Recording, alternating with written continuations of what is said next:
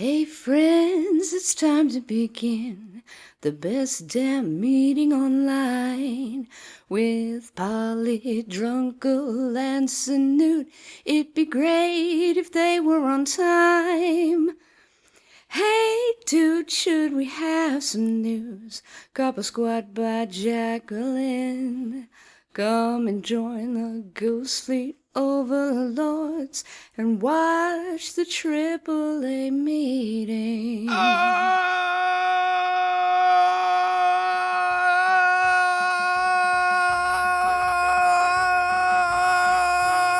yes! Hello and welcome to the AAA meeting where one of those means ampersand. And it's Monday, my dudes! Which means your host is your least favourite drunken uncle. It's me! Drunken Uncle, and I'm joined as always by my colonial co-host and collaborator. Sinatra says he's muted. He came into the Discord, right? And like what? No, he's not muted, right? He's deafened. So, and I don't know if he realizes that he's deafened. But so we'll sit in the Discord. We'll be like, well, you're all right. We're all muted, aren't we? Right? And then normally, right? If I can unmute it, go, Yo, how is everyone? All right. Okay, and they go, all right, okay, everyone's here. Let's start the show. Polly's not here. Oh, there's a fucking shocker. Sinatra is here, but he can't hear anything that's going on. I don't think he realised that he has muted Discord. So like, he just can't hear anything that I'm saying right now. But he is here in spirit, ladies and gentlemen. What spirit it is? Probably some form of bourbon, let's be honest about that. But hey, as I say, guys, it is Monday, and boy, have I got one hell of a show for you tonight. We got news. We've got news. And we've got game. Yeah, I need a game. And we got you. And when I say we've got you, of course, I'm looking at the chat. Everyone's favourite Pinky Salmon. Pinky Salmon is in there saying, I love you, Drunkle. You thought I wouldn't see it, Pinky, but I did. And now, I know you love me. And you know what? You've earned my contempt. I hope you find happiness with someone who can stand you. But really, let's be honest, has only married you for your voice. Because of the way that you're going to shoot to fame in years to come, you're going to become a very, very rich woman. I think you're going to find a very young man. He's going to marry you, recognising that you've got such potential. And then you'll make it and you'll be like, do you know what? I could get a younger model. And you can. At that point, you totally can. And to that, I say power to you, mate. And that's what feminism is, ladies and gentlemen. It is the ability to find a younger man to just ride you up the wall. We've also got St. Michael in the chat saying, Sinatra says, you're muted. I just don't think he's here. Maybe he's off doing some shit. He's going, this show don't normally start until fucking 10:45 GMT anyway. It'll be fine. Hey, maybe when Polly comes in, I might actually have someone to talk to. Or maybe Polly is living in my head. Nay, my heart. We've got Wandering Lisa in the chat as well saying, in Liz we trust. Oh, you can get the fuck out with that shit. It was, the UK has a new Prime Minister as of today. A Prime Minister that none of us voted for, by the way.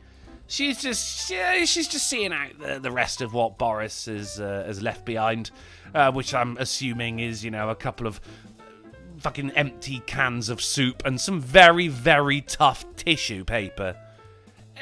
So he was out. I mean, we didn't have a leader for so long, and now we definitely don't have a leader. The third time in the UK's history when we have a female Prime Minister, and everyone's just sat there going, oh, how's this one gonna fuck it up then? I think she already has, just by being a Tory.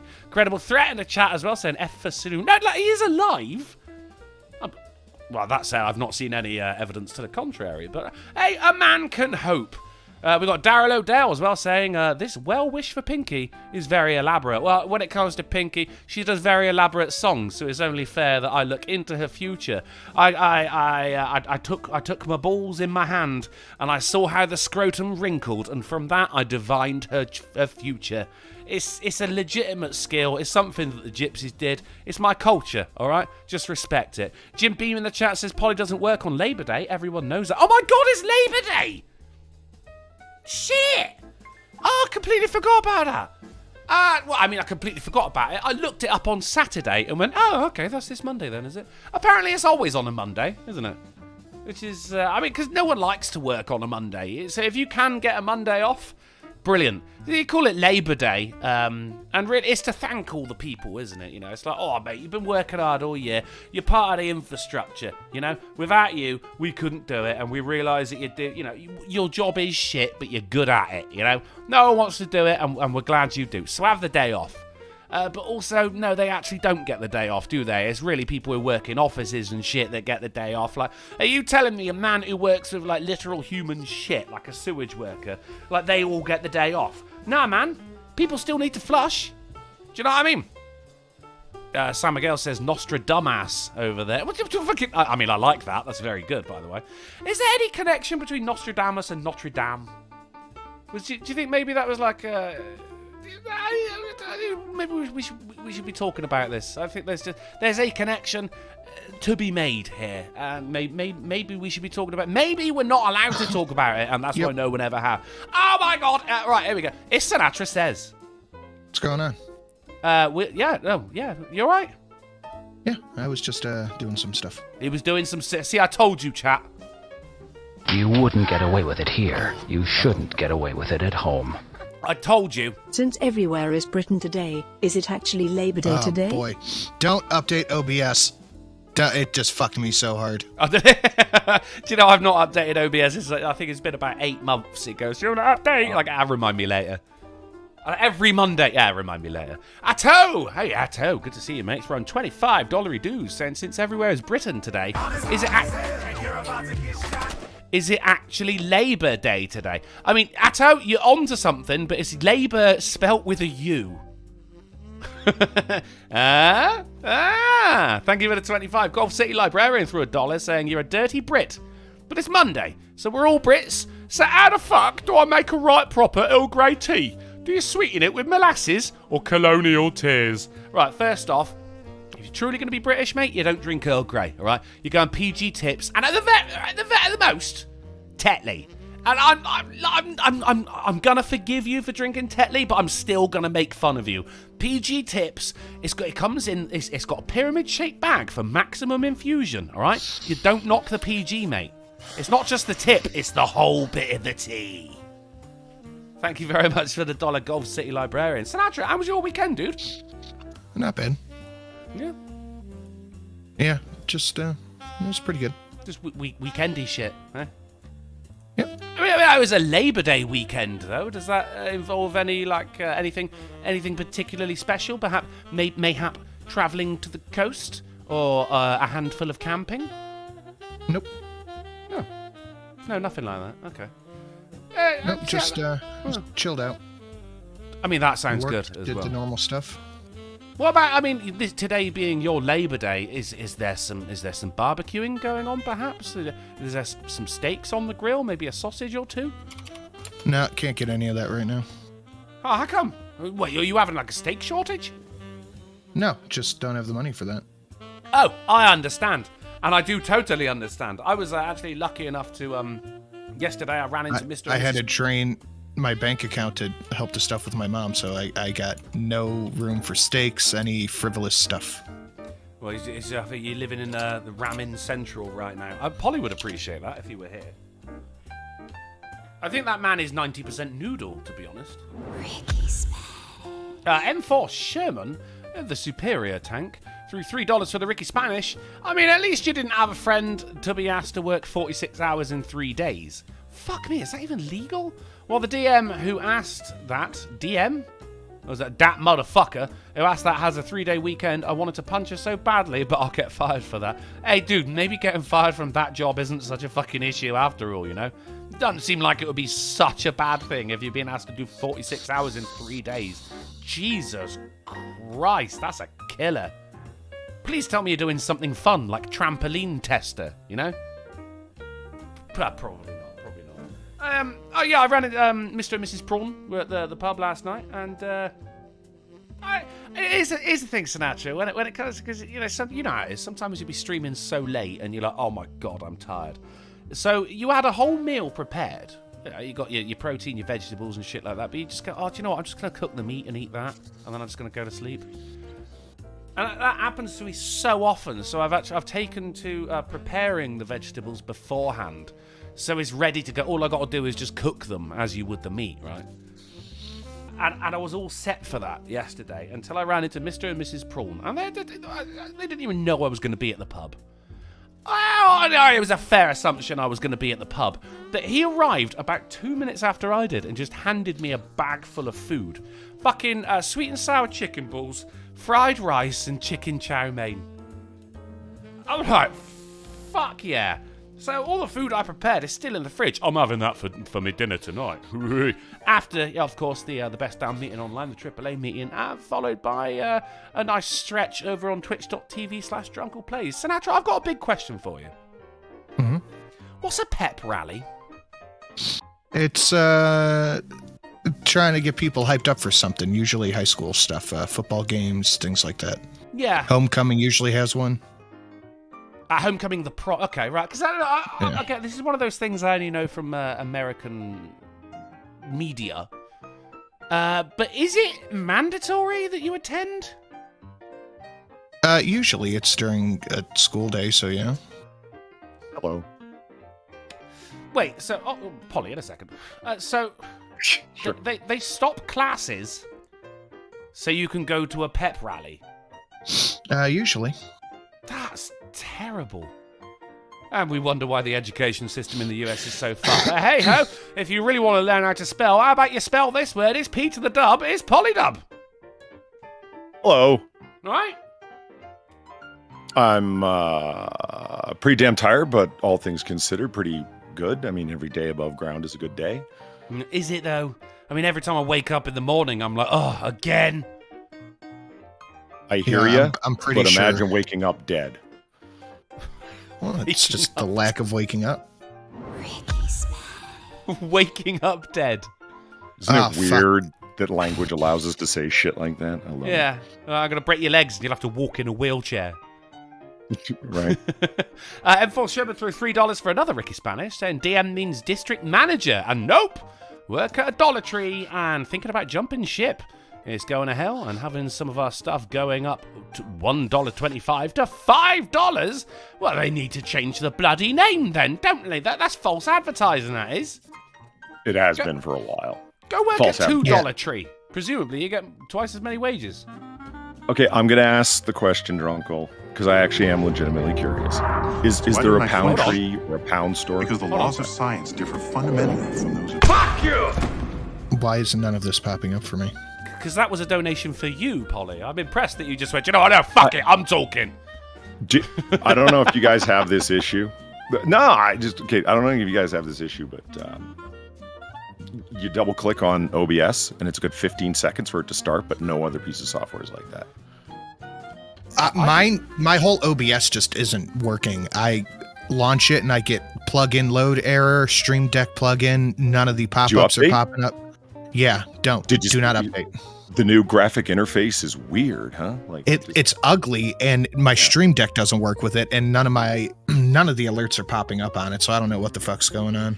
Yeah, the camera I had attached to it doesn't work. Some of the music is anyway. Yeah, everything went to hell. I hear you. Is there a way to revert back? You know, I was Roll thinking about back. that very thing. I'm gonna head over to File Hippo and see if the previous version's still there. It should be. File Hey, Hippo's Sin, awesome. I remember there was a time when it took like 45 minutes for OBS to load up for you. Well, that's because I had I figured out why I was doing that. Oh, okay, all right. That got me There it very is. worried. Okay, I literally just walked in and sat down. I haven't even taken my shoes off yet.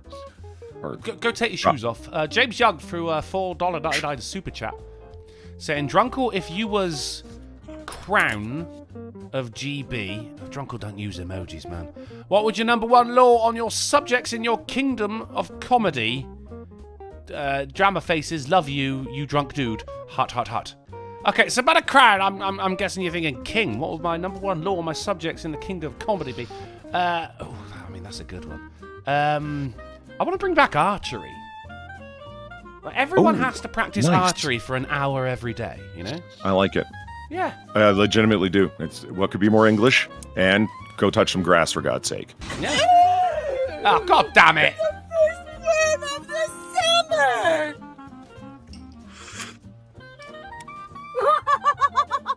It's not funny, woman. Sinatra, that was a wormy Slurpee in your favour, sir. Oh, I'm gonna have to open up Streamlabs. Why? Even Streamlabs isn't opening. Why? I know. them I had days. trouble launching Click it. the too. dashboard. It just won't bring me to the thing. I opened it in browser and a toe, you big dick bastard, you. Thank you for the $17. Greatly appreciated. No message, but, hey. A toe says it all. Yeah. Also, I want to outlaw Oh, microwave because tea. I'm not logged in. Okay, that makes sense. User error. No Yeah, more but usually microwave it'll tea. say log in. It just kept. Oh, see. Okay, there we go. Gospel, wormy slurpy fuckers. Ha ha ha. Thank you. God damn it, Gospel. You're obsessed with the worms, sir. Would say go touch some grass, but you're not. You're going to go suck on the soil, aren't you, you dirty fucker? Polly, it's Labor Day. Is. Yeah, I mean, Holly, for can you. you teach me how to roll back to fucking OBS update, because it's just not working. Yeah, well, I want to do it myself, so we'll fuck around. Yeah, I'm going to go to File Hippo and whatnot. I thought you meant like rolling a joint then. I was like, yeah, I can teach you how to back roll, mate. No The worries. OBS 28.0.1. Yeah, 28's the brand new one, so 27.9.9.7, or whatever. You know what I mean? Like, it's going to be right up there. Well, while you guys are doing your inside baseball, it's probably a time that we revisit the old bingo card. Just seeing what's up, what's going on right here. Of course, well, we've not got a new one from last week. I've not had time to do it because I've been working out this floating head, mate. And I tell you what, my ears are getting muscular. So we'll start off, as always, we've got chat wins the game. That one, not likely to happen. An article has pulled up and more than 2 minutes of unrelated banter passed before it's ever addressed. Alcohol talk, awkward dead air. Polly blames insomnia for saying something retarded, a personal favourite. Some twat with a stupidly loud engine in the background. Chat gets berated for the likes ratio. Technical difficulties. I feel as though we could probably strike that one off now.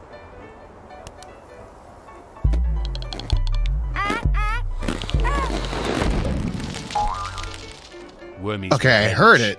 I didn't see it.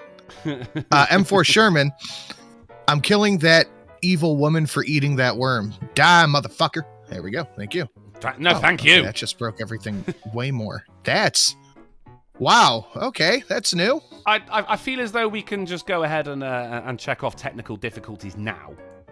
Yep. I think that's fair. How does this even happen? Oh, look, I'm going to share screen just so you can see what the fuck I'm seeing right now. Okay. Oh, yeah, okay, stop doing it the second I hit share screen. Oh, yeah. Look, I'm going to tell on you. So, no, I'm sorry. Followed by bot invasion, gun talk, man, Polly rant, free real estate, shenanigans, Sinatra passes gas, someone goes for a wee, fucking massive donation, the news goes way over time, Drunken makes a terrible pun, might as well check that off now because we all know it's going to fucking happen. Donations play at the same time, Polly is late, let me just, real quick. Somebody says something racist, the show goes on for over 2 hours, we don't need editors, and police or ambulance siren in the background. That's what's up, guys, that's our bingo for the night. And may the odds forever be in your favour. James Young, oh no, sorry, James Young, we already did that. Kiva Dam throws a $20 super chat. Hey, Kiva Dam, saying still can't get Streamlabs to work. Yeah, well, I think everyone's having an issue with that tonight, mate. So here I am. Hope your day is going well. Grandma had a non-fatal stroke either yesterday morning or the night before. Hopefully she'll get better. She'll be having therapy, not surgery. Dude, that's some very sad news. Not fun. Not fun at all. I mean, Sinatra knows. Sinatra knows. First-hand experience right there.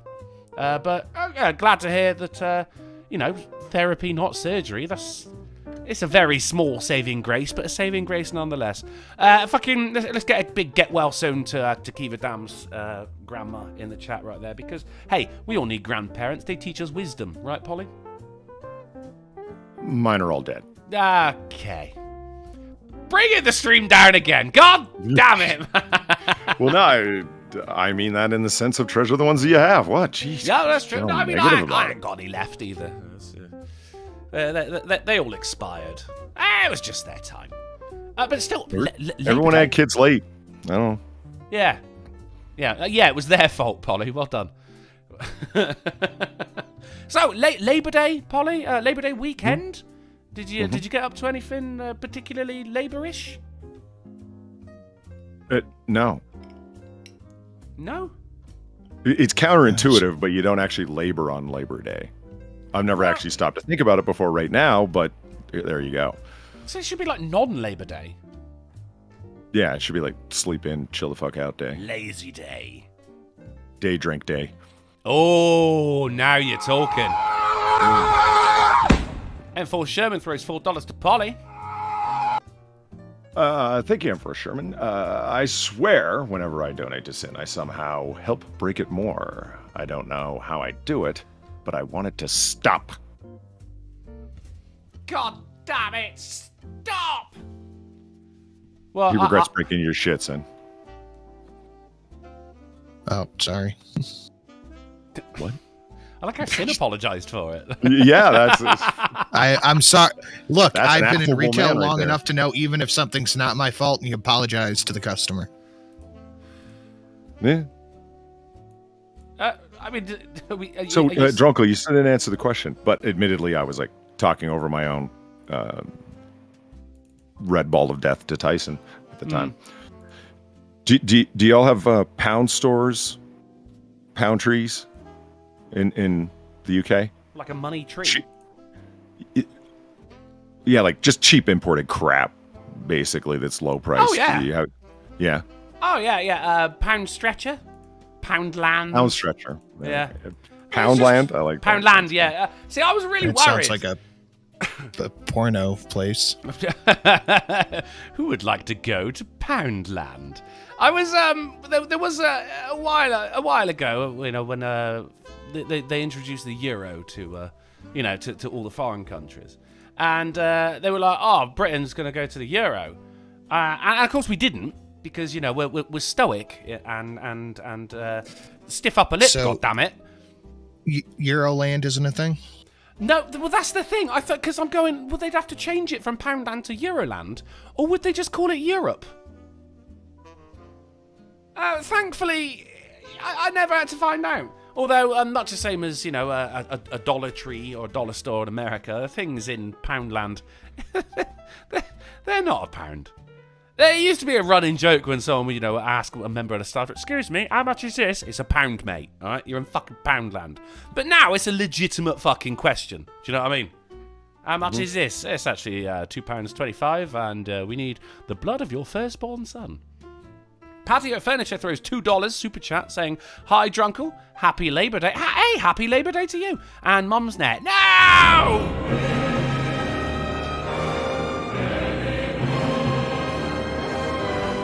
So you spent your Labor Day just being the antithesis, yeah, of laborious, Polly. You've been sleeping. No, I in. actually got a bunch of work done. You see, I just get so confused. I don't know what any of this means anymore. Labor Day is about not doing labor, but you still did get some work done. Yeah, well, I can work remotely, so. I did a bunch of work last night, however. I went to a friend's cookout because he was doing the Labor Day thing, and he does that every year, the day before Labor Day, so he can stretch it into the next day. You know what I'm talking about.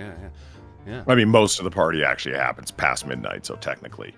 Now, if I'm getting my American lingo, nay, terminology correct, a cookout would be the equivalent of a barbecue over here, which is just basically cooking food outside. Or here. Oh, do you call it barbecue as well? Oh, do you? Absolutely. Oh, okay. I thought that was more of a flavoring over there. If you want to get technical, No, it's an action. it's a verb. I like bugging my friend about it. It's really a smoke out. He's one of them guys. He smokes all the things. He has a smoker. It's got the digital thermometer on the inside and the outside, so he knows how cool it is. There's a pocket Bluetooth attachment, looks like a really, really small phone that tells him the temperature on the inside. So he's sitting inside watching TV, and he's pulling the fucking little temperature device out constantly, going, "Oh, it's getting a little hot. I better go open the vent." You know, that kind of thing. That's awesome. Yeah. Remote He's next smoking. level barbecue guy. That's amazing. I'm so impressed with that. Oh, man, we truly do live in the best times. He's got a shelf where most people have a spice rack. He's got it's all sauces and dry rubs. That's it. It's all shit to go on meat to be smoked. Yeah. It's a bookshelf. Yeah, your friend sounds awesome. Speaking of awesome, should we have some news? Sure. Yeah, get old into, and it's Labor Day news, guys. It only happens once a year, right? There's not a second Labor Day, is there? Is there the opposite of a Labor Day? Is there like a work really fucking hard day? Yeah, it's just called the work week. That's fair enough. Good answer, sir. Good answer. Right. So, AAAers, that is Polly and Sinatra, if you would direct your gaze over to the Discord where I'm sharing my screen, and people over there in the chat, I've got your back. Starting off with the Babylon Bee, as always. Negative Rings of Power reviews, all being posted by one user, Peter Jackson. Has anyone seen it yet, by the way? No. No. Were you going to? I mean, I have. Oh, you have? Okay. Yeah. And? Yeah, it's all right. All right. What really pissed me off is the fucking female dwarves don't have beards. Like, that is, and I don't think I'm going to get over that. Because they're meant to be like, you know, you can't tell the difference between them. The male dwarves and the female dwarves. And they just got like, wispy bits of chin tufts. No, it should be a proper fucking beard. Also, fucking, you got the fucking elf, as was played by Agent Smith in the movies, is the guy who played young Ned Stark in Game of Thrones. So there's that. Really? It took me a minute to fucking. Actually, it took someone telling me that for me to fucking realize it. I just look at it and go, well, that guy's face is a little bit squashed. Oh, it's Ned Stark. Yeah, no, it's all right. Look, I'm not walking through hot coals to watch it. I'm not going, oh, Friday's here. You said Let's watch She-Hulk fucking... was good, so... I didn't say She-Hulk was good. I said, look, I'm liking it. But I'm liking it for what it is, which is just fucking chewing gum, you know? Don't take it seriously. I've not seen the latest episode, but I have heard of the twerking fiasco. And chat, you know how I feel about twerking. So you can't go, misogyny, you don't like it because it's a woman. I just don't like twerking. It's obnoxious assing. Speaking of obnoxious, right? Sinatra, you're a gym goer. You might appreciate this. I don't know if you've seen this, but this is the first time I've ever seen this, right? And I've just I've just got into my gym shit, and I'm heading over to start my gym shit, right? And I walk past a fairly rotund young woman. Now, I'm not going to make fun of a fat person in the gym, because that's like making fun of a homeless guy looking for a job, all right? Good for you. You're trying to better yourself. But full fucking makeup. Now, when I say full makeup, we're talking going out to a nightclub on a Friday night style makeup, right? Ruby red lips. She got the fucking mascara with the fucking flip going on. The rouge, the blusher, other types of makeup that I don't really know what they do, right? Mate, she is dolled right up. That was weird, but I also saw that she's got a phone, yeah, okay, but her phone is actually in a camera stand. So she's obviously going in to film some Instagram shit, right? I have never seen that in person before. And it really annoyed me. Usually, if you pay attention, you'll get a good view of her butt or something.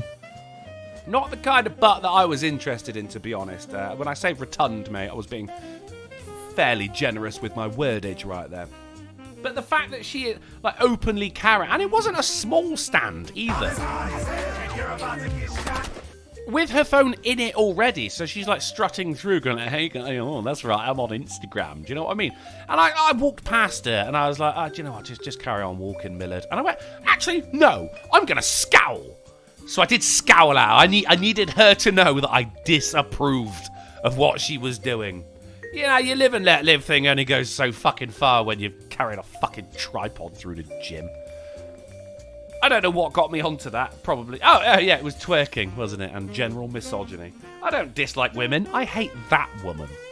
So, I mean, this is... we are living, Sinatra and Polly, I think we can all agree, in the age of sequels and spin-offs when it comes to general media. Would that be fair to say? Death of originality, I think, covers it a little bit better. Yeah, that sounds accurate. I'm absolutely fine with that. But this always, as I try to get the Babylon Bee to lead on to something else, Game of Thrones creator George R.R. Martin reveals Jon Snow sequel's working title, and the showrunners are on board. It's called Snow. Is it? Yeah, this just reveals the working title. What's it called then, George? Snow. Oh. Oh, yeah? Try and forget that shit. It's like Oscar Wilde. If it doesn't have Kit Harington, I'm not interested. No, I mean, I'm not... House of the Dragon isn't really tickling my proverbial fancy right now either, you know? See, I heard that was good. Yeah, not from me. I mean, look, you got to give it a chance, obviously. Like, Game of Thrones didn't start off amazing either, you know? It started this legacy. But I did see a post the other day of all the spin-offs that they're doing, and there's about 9 of them.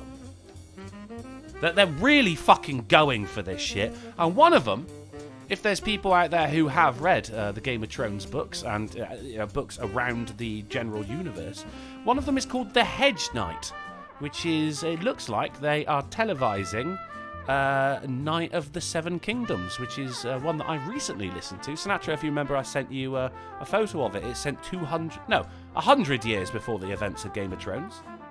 And it was good. I really enjoyed it. There was no fucking dragons or shit like that in it. It was just about a knight just doing knight things. And I'm up for it. Let's fucking do that. But Snow? I don't know. I think I'd rather watch Snow. Like actual Snow or the show Snow? Than House of the Dragons. I think I mean, House of the Dragons... I'll check it out eventually, but I think I'd rather watch Snow. Well, I mean, let's be fair. We're going to watch all of them eventually anyway. Where are we, John Boy? If I had to guess, I'd say Communist China. Probably. Are we going to die here? Darn Good fucking goddamn, tootin'. if this thing would fucking work, that'd be great. James Holy Young shit, threw, this is driving me up a fucking wall. Oh shit, Steve Dave. You tell him Steve Dave threw $1 saying Labor Day is to celebrate the hard work we do every day. And if you have the day off and work anyway, you're celebrating the work you want to do. That's the way I see Mumsnet Drunksly. Oh, god damn it! You snuck it in at the end, Steve Dave. James Young with a $4.99 super chat saying, Yo, gang! That's us, we're the gang. I am honestly concerned for the social well-being of my country, USA, us. He actually said us at the end. I honestly fear for societal collapse, like the USSR. We need... and then it's another fucking emote. Like, what does that mean? Use your words, James. But still, thank you for the $4.99. And Alan threw $5 to Streamlabs saying, "Hello, Uncle." Hello, Alan. Hey guys, don't forget about these other guys here as well, mate. There's 3 A's and a AAA. You can give us your hard-earned spondoolies by going to streamlabs.com/drunkenuncle, streamlabs.com/Sinatra_says, and streamlabs.com/polydub_live. Not that Sinatra's going to hear it and not that Polly will notice it, but hey, I'll let them know when it happens. You dick. That was a singular situation that was remedied almost immediately. Come on. Oh, I saw JK in the chat as well say, Duncan Egg. See, then there's a guy who's read that book. Thank you very much. Good old Duncan Egg. And that's 2 people as well. It's not, his name's not Duncan Egg. It's Dunk and Egg. I was going to read that. I got most of the way through the exposition book. I forget what it was called. The 2 maesters who wrote a letter to Tommen. But yeah, I didn't get all the way through it. See, I liked it. It was the Silmarillion. How long until they do a movie of that, by the way? I just want to be included. I just... The Silmarillion is the biggest fuck you to people who actually like books ever. No, I think that goes to House of Leaves. Oh God, House of Leaves. Oh yeah. The Cimmerian. I finished caught up. I finished book 2 of the Kingkiller Chronicles. Dude, I like it better than the Game of Thrones book, I think. I think. Yeah. Well, I mean, look, it's I amazing. appreciate the recommendation. I'm on Audible, just the same as you, so I get 1 free book every month. Kingkiller Chronicles. Let me write that down. The first book is called. The first book is called The Name of the Wind. What is the name of the wind? Or is that a spoiler? That's what you got to figure out. Oh, okay. It's like a crossword in book form. The Cimmerian is one of those where, like, there's very few books where if someone says, I've read this book, you go, wow, you're smart. But the Cimmerian is one of them, you know? Not just smart, but, good God, you're patient. Okay, so, as I understand it, it's just a reference book, a world-building book, a Bible for the area in the same way they have a Bible for a show. It's just lore. It's a lore text. Is that right? I mean, I've never read it. Do I strike you as intelligent? No. I don't know. I haven't... Man, listen. Here's my complete experience with Lord of the Rings, all right? I haven't read any of the books. Haven't read any of the comics. Haven't listened to any of the audiobooks. None of the Extended Universe stuff. And I saw the extended edition Blu-rays once. Yeah. Each film once. That's it. It's 3 nights in a row. Well. Yeah, it just so happened to be the extended Blu-ray editions. And so it was, 2 Towers, et cetera, and then Return of the King. Like, 3 nights in a row. Yeah. That's my sum total experience with Lord of the Rings. So it's like, thank God I was with my girlfriend at the time, and she was real patient and was a super nerd for Lord of the Rings, because I kept going like, wait a minute, I thought that guy was the friendly wizard. It's like, no, he's like the evil villain. He's the bad wizard. Yeah, and I'm like, so who's that? Well, that's Saruman. Yeah, that's the different wizard. I'm like, well, wait a minute. I thought that was the evil entity that created the rings. It's nothing but an eyeball at the top of a tower at this point. She goes, no, that's Saruman or Sauron. Sauron, like, well, the names were too close together, really, weren't they? If you're a super noob, see, this is the point where are. I get to go. Well said, sir. I don't know what you're talking about. I mean, the thing. It wasn't an eye. It was his shadowy silhouette surrounded by flame. It just looked like an eye, but it wasn't actually an eye.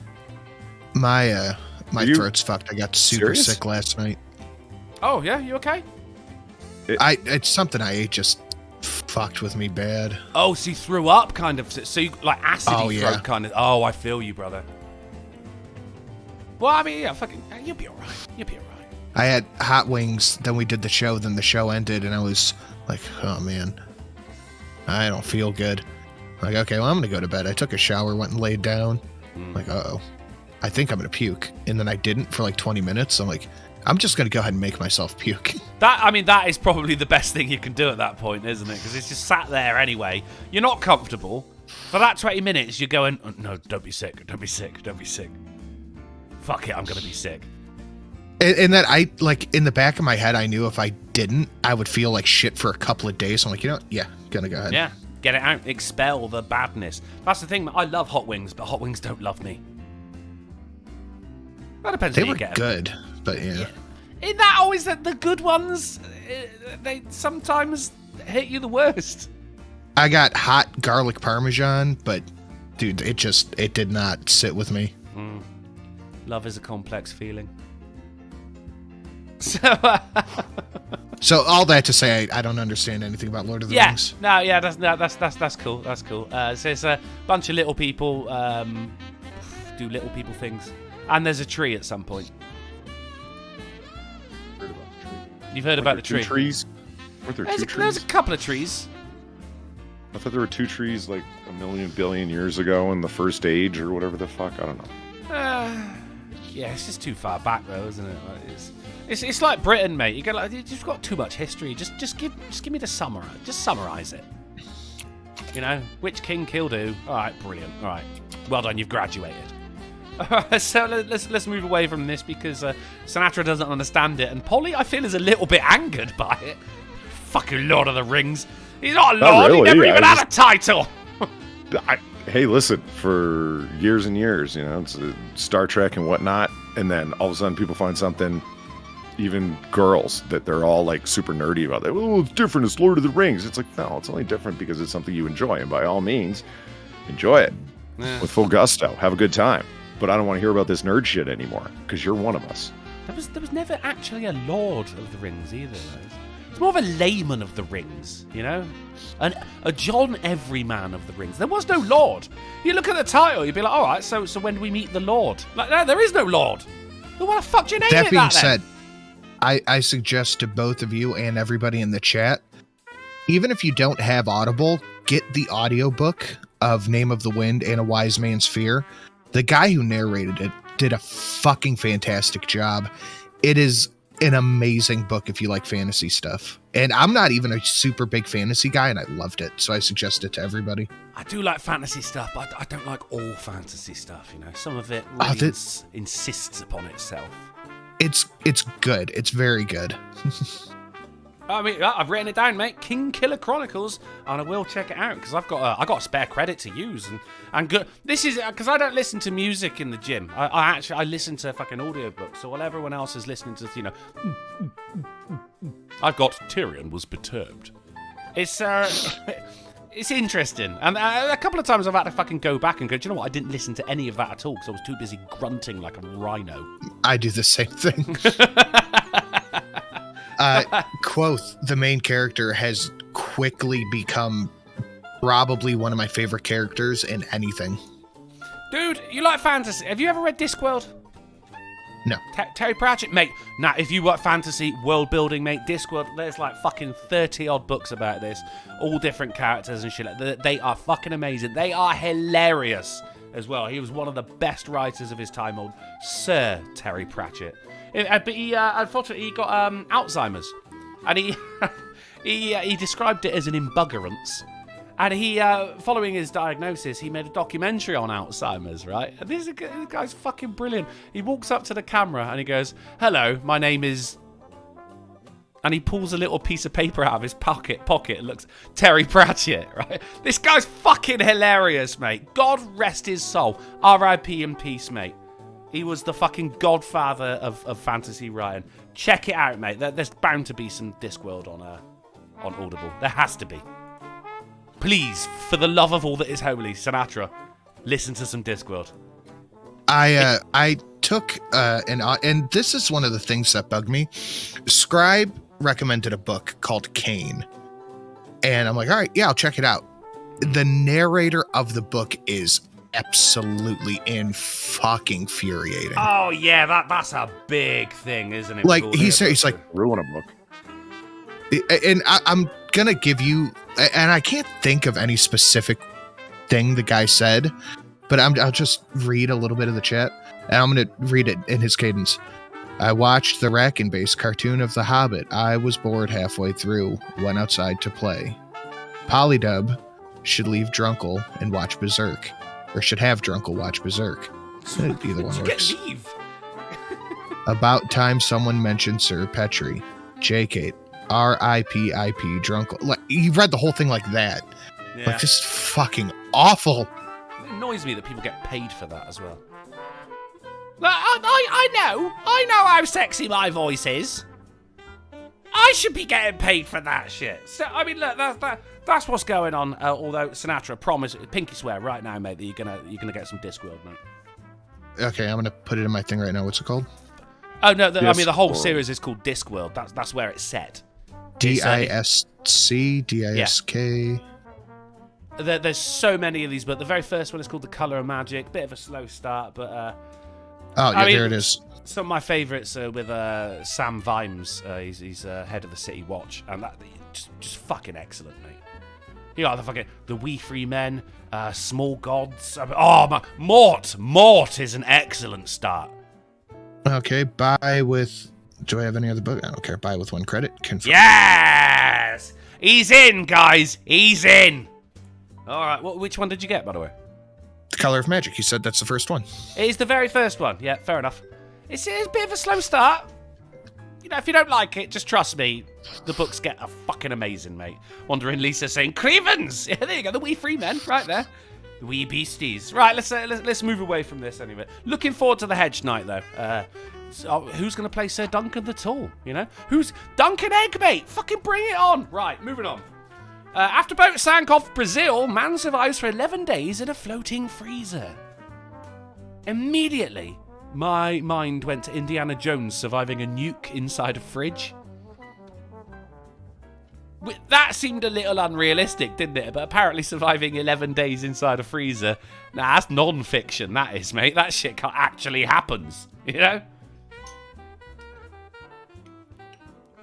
Just gonna just real quick. What happened? What's going on? There we go. I was just ticking off awkward dead air on the stream then. Oh. Okay. Not a fan of this one. Okay, fair enough. Serpent throwing $1 saying, I'd like to hear Drunkle read Blood Meridian. Blood Meridian. I mean, is there anything stopping any of us from doing audiobooks? Is there, like, are you not allowed to upload a video of you reading from a book? Like, Polly, Copyright. Yeah, I'm running afoul of copyright. You are? Are you? You are? Sure. Okay. So you've actually got to get the permission of the people. Well, hey, Brady Sinellis tweeted back at me when I tweeted the next chapter of American Psycho is up in my ongoing quest to lose subscribers. Yeah. What? And he tweeted back at me and liked it. So there we go. Not that authors aware of it. Yeah, he's aware of it, but not that authors actually own their own material. It would be. Well, yeah, I was just gonna say, how does a publisher feel about this? Yeah. Well, I've narrated. He's got a dark, twisted sense of humor. I think he just found the way that I said it funny. You read a chapter because you're on a mission to lose subscribers, so you're using my book to do it. Which it probably made him laugh because he's a twisted guy like that, and just typed it in on Twitter. Remember, this is the guy who ordered drugs on Twitter one night because he thought he was texting his boyfriend. I've narrated books that are with copyright holds by publishers with no issue, but I get direct permission from the author to do it. Yeah, I guess that's a difference, isn't it? Yeah. But Tales from the Gas Station, all those I did fine. Gas Station, Jack Townsend, the guy who owns it, he had to send me the chapters of Bedside Manor to do because his publisher had him take it offline. But I still wanted to narrate it. He still wanted me to narrate it. So he had to personally send me the chapters to do it. Yeah. And that is over on the Creeps In channel, by the way, guys. If you're not already subscribed to it, I don't know what the fuck you're doing with your life, because Sinatra's got the perfect cadence for those spooky, spooky stories.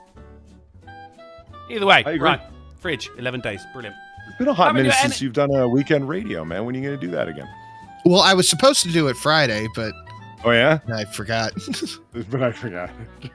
I'll do it this weekend, because we're... Call to Krill. Relying on you. And Sam, relying on you for the other thing. Darren Root asking, did he get the drugs? In response to Bready and Crisps ordering drugs on Twitter accidentally because he thought he was talking to his boyfriend. Did he get the drugs? Yeah. He was high and drunk at the time. No, because his boyfriend wasn't checking Twitter on the way home. Yeah. And so when he got there, he's like, where's the shit? He's like, what do you mean? And a comedy of errors stuff. unfurls, right? Got the money. Yeah. I mean, he didn't want to name what it was, but his weapon of choice was the crystalline form of the coca plant. I've heard of it. Yeah. I talked about this last night. On my local Facebook page, somebody put up a picture. Somebody dropped their bag of crack in the store. They're like, oh, someone's party favors got left behind. Oh, nice. No. I mean, I saw on, it was a couple of years ago for the Grand National, the big horse racing event of the year. And there's a rule over here that if women attend it, they have to wear a hat. as well. But, yeah, people are like, feminism, but I think it's a really nice tradition, you know, like people put on suits and everything to go there, and of course, yeah, everyone's placing bets and everything, and invariably get absolutely fucking wankered. So there's this guy on the news, he's getting interviewed and that, and have you placed any bets today? And he went, oh yeah, and he went to pull out his betting slip, but instead pulled out a bag of Coke. Live on the fucking news. Holy Phenomenal. shit. Holy shit. I'll have to find that video if I can. I'll send it to you for Wednesday, Polly. You know what you can't find? Is that Ellis never took that tweet down. It's still up. He just owned it. Good for him. Yeah. Yeah, oh yeah. There's no embarrassment in that guy's.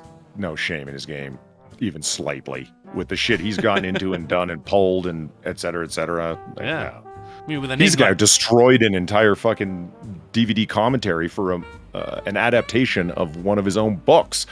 They called him in to do a writer's commentary on it, and he was high and fucking drunk the whole time. You said it's available, like leaked to the internet. And if you ever listen to it, it's a disaster. 20 minutes or 25 minutes will go by with him just going, huh. Yeah, I remember that. Like he's talking to himself. He's totally forgotten that he's supposed to be doing a commentary. But instead of, you know, the usual shit of like this scene was a challenge for everyone involved. He's just sat there watching his own movie, basically. And the only reason I found out about it, just to give you an idea of, you know, how Ellis rolls, he's at the Oxford Union and they're interviewing him as a literary guy. And it's up on YouTube, and he just tells that story. He's like, do you do commentary? I've noticed you do commentary for every book except for Rules of Attraction. Why is that? He goes, oh, I was too high and drunk, and I did record it, but it was an absolute mess. So they brought in a film critic to record it after I had left, because I wasn't coming back to do it over again. At least he's honest. Yeah. You just outright, not only did you do that, like to your own shit, you tell everybody at Oxford about it. You know what I mean? There's all these aspiring writers, and you know, there's a respect to him owning it, though. Honestly. Oh yeah, definitely. And there's a respect to him doing it in the first place. I think writers should be drunk and high. But that's, you know, it's like if you met like someone who fucking paints and they don't look weird, you're gonna be like, are you really an artist though? You don't look like what? Writers should be off their tits 24 hours a day, mate. That's how they write this. Let's be honest, his name's Bredy, so it's not the worst thing he's ever fucking done, is it? Yeah, I mean, I say, you know, living in the United States and living it up to the best of your ability, short of injuring or destroying other people's lives, is a good thing. Unlike Ernest Hemingway, who has to go get involved in other people's wars that he doesn't really care about. He just wants to be there for the action so he can write about it. There's something ugly as shit about Hemingway for that. People see it as heroic. I see it as foolhardy and stupid. I caught part of a Wendigoon video where he was talking about the conspiracy around Van Gogh. That's pretty interesting. How he thinks Van Gogh was murdered and didn't kill himself. Oh. He was a bit of a gayer as well. No, I'm thinking Da Vinci, sorry. Well, you know, artists, am I right? Yeah, see, that's what I'm saying, Polly. You should be able to look at someone and go, oh, you're an artist then. Well, I'm just doing a callback because pretty self. Okay, so yeah, you see. Good bit of bready. Right, let's move on. Right. Having your energy bills paid is now a prize on a TV competition. This is the state of how bad it's getting. You know, not just in the USA. I'm bridging the cultural gap. Look, we're getting fucked as well. At the end of this month, my electricity goes up by 350%. So now there's gonna come a point where it's actually gonna cost me more to stream than it will fucking make me, you know? So this is a show called Good Morning. This Morning. It is one of the most vapid and fucking dull fucking shows ever. People call in and everything, and they'll spin a wheel. Hey, what did you win? Oh, you could win £1,000, £3,000. Get your fucking energy bills paid off. And to be honest, that is probably going to be the biggest fucking prize on this wheel coming up. We all know what's happening, but again, stiff upper lip, old boy. No one's fucking doing anything. Apparently, though, the police have been warned that come October, there's going to be a couple of riots. And the police are going, yeah, well, we could probably use some funding then. And the government goes, oh, no, come on. Oh, please. Right? This is how fucking bad it's getting. Jesus fucking Christ. Thankfully, I'm sat here. I don't spend too much money when it comes to... But I had to pay all my bills today, though. Council tax. That's fucking annoying. Fucking rent. You remember Running Man? Sorry. Yeah, I do. Yeah, the man who runs, yeah. That's the one. Yeah. Running Man, all the shows Usain Bolt, that was it, wasn't it? The shows other than the titular Running Man, Climbing for Dollars, where you're climbing up the chain and there's money attached all the way up the chain and there's vicious, hungry, barking dogs at the bottom. Do you remember that? Yeah, we're living it, Polly. but that's why I'm bringing it up. You see? I do see. Is it when you start to look a little bit like fiction? You're like, hey, this is like that ridiculous satirical movie. Oh my god. Yeah. I mean, all of these. We'll pay your electrical bill. It's like, oh, you need your hip replaced. Enter the sweepstakes. Shit. All of these dystopian works are becoming worryingly real, aren't they? Yeah. We've got Ministry of Truth. Climbing for cash. Truth and reconciliation committees. Yeah. It's becoming a little bit unnerving. Yeah. And somebody, and it's going to be the Japanese, just saying, that's where my money's at. Someone's going to introduce a sexy female assassin with android parts. And then everything will be all right. No, I agree with you on the Japanese. It's going to be the Japanese or Koreans.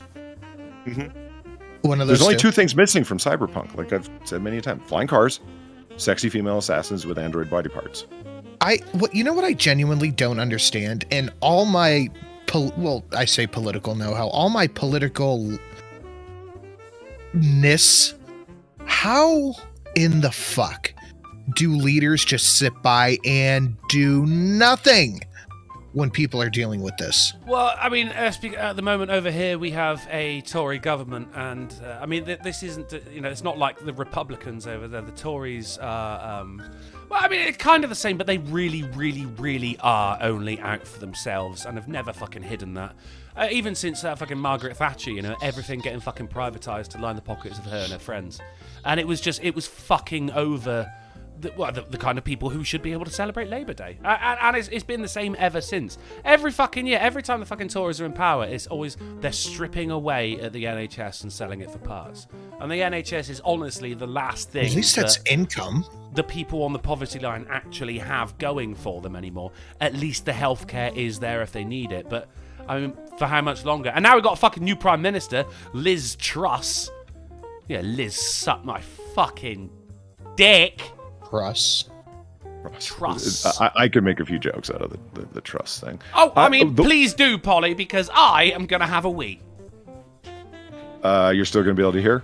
Yeah. I'm assuming he's going to be able to hear. Yeah. He has stupid wireless headphones. Sin, here's an interesting... Everywhere's Britain today, right?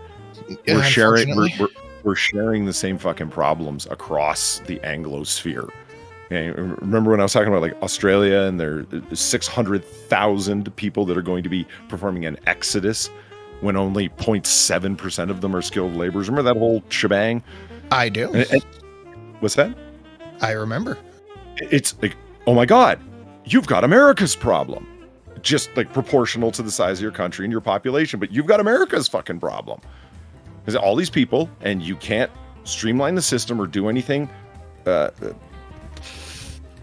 where you prioritize the citizens, because that's racist. You've got America's problem. And Britain has America's problem because Theresa May actually beat Biden to the punch. She sells off their natural gas reserve. Biden sells off our strategic oil reserve. Brilliant. Mm-hmm. Why would you do this in the middle of a crisis? Well, we wanted liquidity. What, are you not already putting out international bonds and printing money like it has no value, which it has some value, but you're lessening the value. Like, are you not? What do you mean you needed liquidity? That's a liquidity baffling doesn't move. do much if they're not doing anything with it. I don't understand. Like, you're lacking in natural gas. You're lacking in oil from UK and United States, respectively. and you sell off the strategic reserve. Why? Money. That's a stopgap measure when to stop the price per barrel plummeting or something like that by injecting a whole amount of a given commodity onto the market to stabilize it.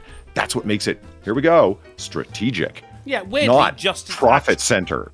Just after they bought into that market. It's a fucking personal wealth.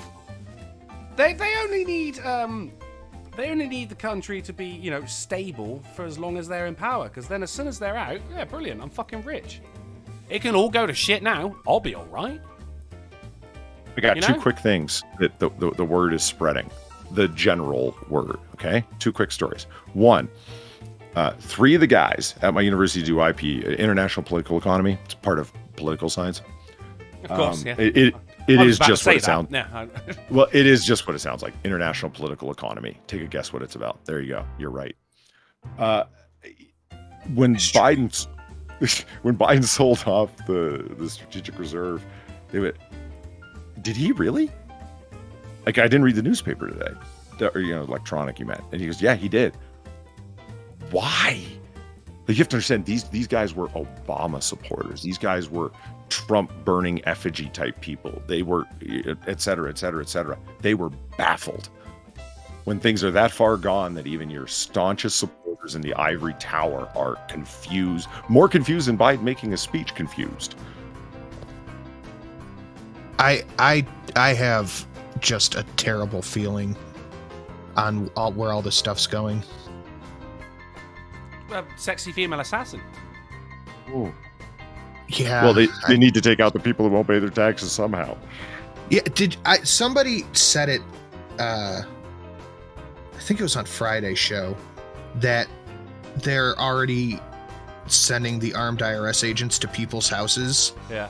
And some lady, it was a mom with a small business, they sent them to her house to collect. There was like 3 of them on her porch. Man, I mean, as I was saying before, I had to go and fucking pay my rent. I had to pay my electricity bill, water bill, and council tax. Right, that is a huge fucking dent and not in my savings. You know, not even in my actual fucking savings. I go into the post office. A delightful Indian guy who works there. I see him once a month whenever I go and pay everything. You know, and he goes, "Hello, my friend," and I went, "Fuck you," right? Because he started to piss me off. Every time I see him, I'm like, "Oh, fuck, here we go. Broke again, you piece of shit." And the other thing's even faster. I'm passing across some boxes that are really, really big, but they're mostly packing peanuts. So they're light as fuck. And I'm handing them over to this girl. She's small frame, 16. She's even smaller than Far, if you can imagine that. And she goes, "Well, that's too heavy." I said, "Don't worry, it's just full of packing peanuts." She's like, "Oh, okay." So she takes it and sets it down just so I can pass it over the wall instead of having to walk the fucking 30 feet all the way around the wall for each individual box, right? And I said, "You got it? You got it?" And she goes, "Hey, I'm a strong, independent woman who don't need no man." Now. Did she actually say that? Yes, she's 16 years old. Shout, she is not an internet weirdo like all of us. I'm not insulting anyone here because we're all internet weirdos. She said it unironically. Okay, that's different. No, she said it ironically. She meant it as a joke. It has passed beyond the cyber realm. Yeah. It made my day. I thought it was great. She said it as a laugh. Like, you would have heard the inflection. Did she do the little clicking thing as well? No, she did the sideways head-to-head. Oh, that's good. Yeah, good enough. Yeah, okay. Yeah. I'm a strong, independent woman. And we said in harmony that don't need no man. Because I didn't think she was going to know that last part. But we both said it at the same time. And I'm like, wow, when 16-year-old girls understand the farce of that fucking statement, right? Love it. You know, and this is a little bit of a heavy topic, and if you don't want to get into it, that's fine. But the part of me that is most worried about all this stuff happening is, I don't want to say half, but 38%, what was that, the approval ratings? 38% of the country thinks everything that's going on is perfect.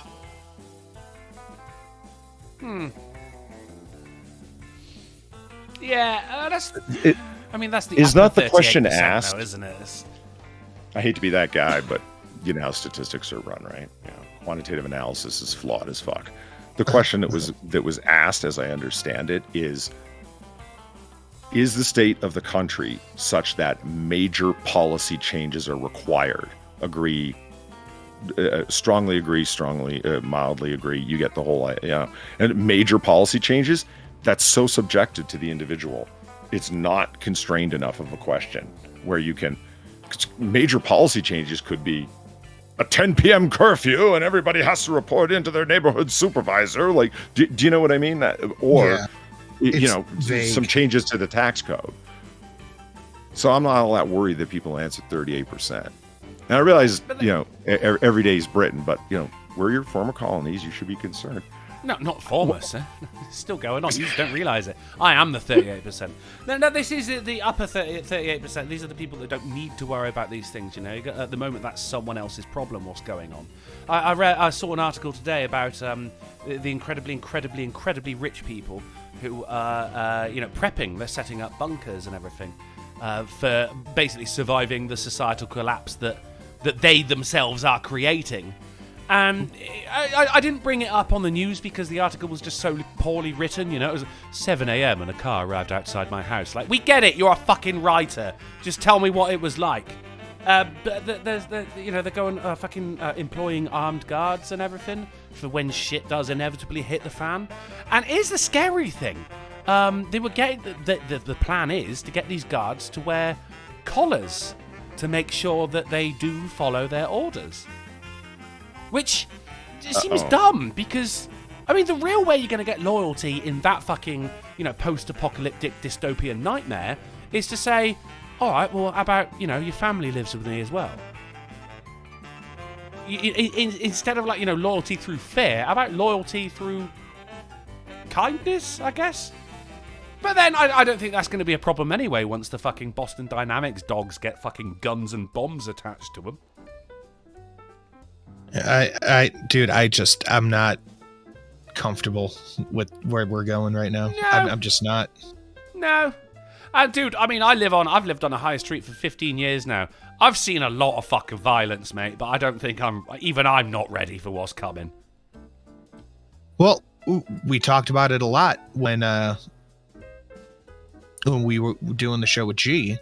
We're moving in the direction of an actual civil war, and the rhetoric that half of our country is evil, half of our country is unsavable, definitely isn't helping. Some of that unity that Biden was preaching. Right, let's carry on with the news. Anyway, you guys are fucking depressing me more than Polly does on his own normally. The spirit of that statement is get yourself some freedom seeds. You're probably going to need them here soon. Yeah. I guess the best I can do here is a freedom trowel. Moving on. Amazon driver saves 3 puppies from burning home while out delivering parcels. You see, look, there was something good to follow. It's not all bad. Look, there's a woman out here saving puppies. Not everything's all that bleak. Puppies and Christmas and Labor Day. There's still good things going on. Look at her smile as well right there. Look, I'll just save 3 puppies. He did it to get chicks. No, it's a she. She did. Well, why would you assume her gender identity? What would you assume? Like, we're both assuming here. I had read the story before and learned her pronouns. Yeah, and what are they? Zemzer. Okay, right. She did it to get chicks. Fair enough. Officers see shipment of baby wipes that turned out to be $11.8 million worth of cocaine. And take a look at those apples. That's a lot of cocaine. Mate, I'm in the shipping warehouse or some shit like that. I'm building little fucking cocaine houses and shit out of these blocks, Build the wall. Yeah, all right, brilliant. We have the technology. I'd be playing around with this shit, mate. Maybe having fucking cocaine fights. Everyone's getting high as a motherfucker, do you know what I mean? That is a lot of fucking crank right there. Probably enough, just enough, to give me a health problem. Don't do drugs, says Big Dro. You're right. No one wins with drugs, except, athletes, I guess. Russian athletes. Utterly ridiculous. Firefighter spends 3 hours removing... Fuck you. A cow stuck in a tree. Look at this fucking idiot. So, I see articles like this, and I'm going like, should we really be all that worried about the animal crime wave? Because this is animals right here, it's like a child, isn't it? It's like a little boy You're not going, terrified? There's a little gap there. I reckon I could put my head in there. Yeah, you probably can, mate, but can you get it out again? No. And it's a cat. 3 hours. Firefighters. Just kill the cow. That's food. What? We don't even want the head. Wait, do we? Polly, there was your friends when a fucking sheep's head came out and they just start tucking into the eyes. Do you remember that? Yeah. Yeah, so maybe they want the head. I mean, it could go wrong. You could shoot the cow and it goes fucking limp, and then it's just hung in a tree, and now you gotta, Yeah, but just leave the cow. But you wanted the food. All right. So, all right, take a slice. But that problem is going to sort itself out eventually, isn't it? Is what I'm saying. Right? Yeah. The buzzards aren't going to just leave it there. No. It's food for someone. It's literally the circle of life. The Wheel of Fortune. It was in Hampshire and in the Isle of Wight. So it's not in India. So we are allowed to kill this cow. But for some reason, this was someone's special favourite cow. So yeah, let's get firefighters to spend 3 of their hours that they're not going off and saving puppies from fires. And no, get them to save a fucking cow from a tree. Yeah, brilliant. They could be sat at home resting right now, and they deserve the rest, Polly, as well. But no, let's get them. I don't. Good. Nah, go on. No, please. I was just going to advocate like the only way they could save it is by cutting the cow's head off. You go on. You go on. I don't know what made me think that also kind of ties into it. Oh, I don't really? know what made me think. Yeah, I don't know what made me think of this, but I have a new donation that I think Drunken will fall out of his chair for at $40. But it does have to do with this sort of. Don't make me fall out of my chair. I was fucking dad at the gym, mate. I'm not going to be able to get back up again. I can't help it.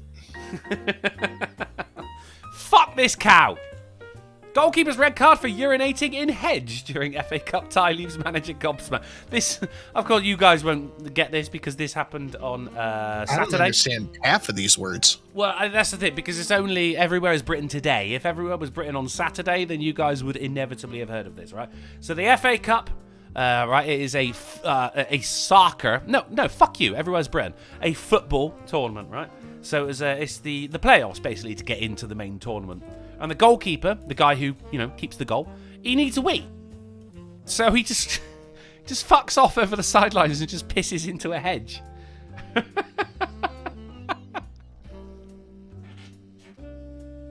It's just an English thing, obviously. But I mean, you're British today. You guys should be laughing as well. Come on, Sinatra, laugh. Laugh!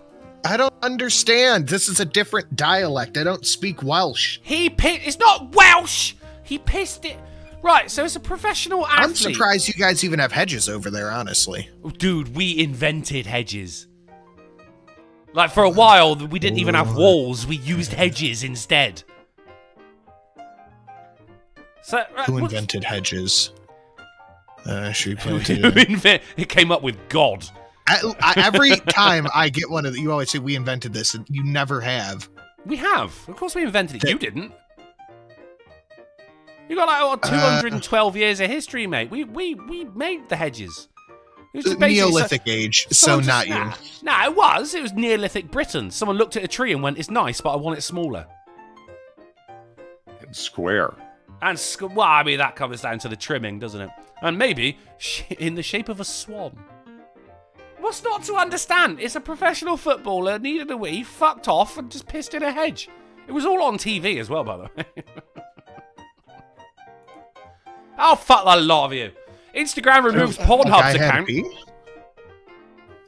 We've moved on. Instagram has removed Pornhub from their site. Well, I mean, where am I going to go to see naked women now? Directly to Pornhub.com through a browser. There you go. Right. It's not really news, is it? It's just Instagram going, oh, look what we can do. And Pornhub going, fuck off. Right, if you had to put, like, which one do you think is the more popular site between the two? Instagram or Pornhub? Ooh, that's actually a good question. It's a good question, actually, isn't it? Yeah. I don't know. Maybe no one should answer it. I'll make a game out of it next week. No, because Sinatra's going to cheat. Right, go on. Give it an answer. I'll look it up. I'm going to go with Instagram. Because Instagram is sort of one on its own. Where Pornhub, there's a whole variety of competitors. Yeah, no, it's good for that. It's very good for that, yeah. I mean, all I can reveal so far is that Pornhub actually gets more hits than Netflix. I would say Netflix is probably more popular than Instagram. Fair. Yeah, that's fair. On the list of most visited sites in the world, Pornhub is at 14th. Netflix is at 17th. From what I can see right here, Instagram's not even on this fucking list. What's actually weird is Xvideos beats Pornhub as well. That's 10th. You know what I'm curious about? Because I bet most Instagram users are doing it from the app. Does the app count as a hit since you're opening it up into its own UI? I mean, that is a good question. Let me raise you with another good question. Why doesn't Pornhub have an app? Because no apps allowed on iPhone for porn. What about Android? I don't know. I don't think so. They'd be missing out on something there, wouldn't they? Because you can't get like an OnlyFans app. You can't do any of that. Interesting. Oh, shit. Speaking of which, actually, Serpent, a whole 6 minutes ago, my bad, mate, for $3 in the Ricky Spanish, said, Polly went up to the driver and asked, what are your pronouns and how do you identify? That's regarding the Amazon delivery who saved the puppies. So Polly's got first-hand experience of Amazon delivery drivers. I mean, don't we all? Right. Ironic road marking painted outside of secondary school sparks amusement. Anyone tell me what's wrong with this photo?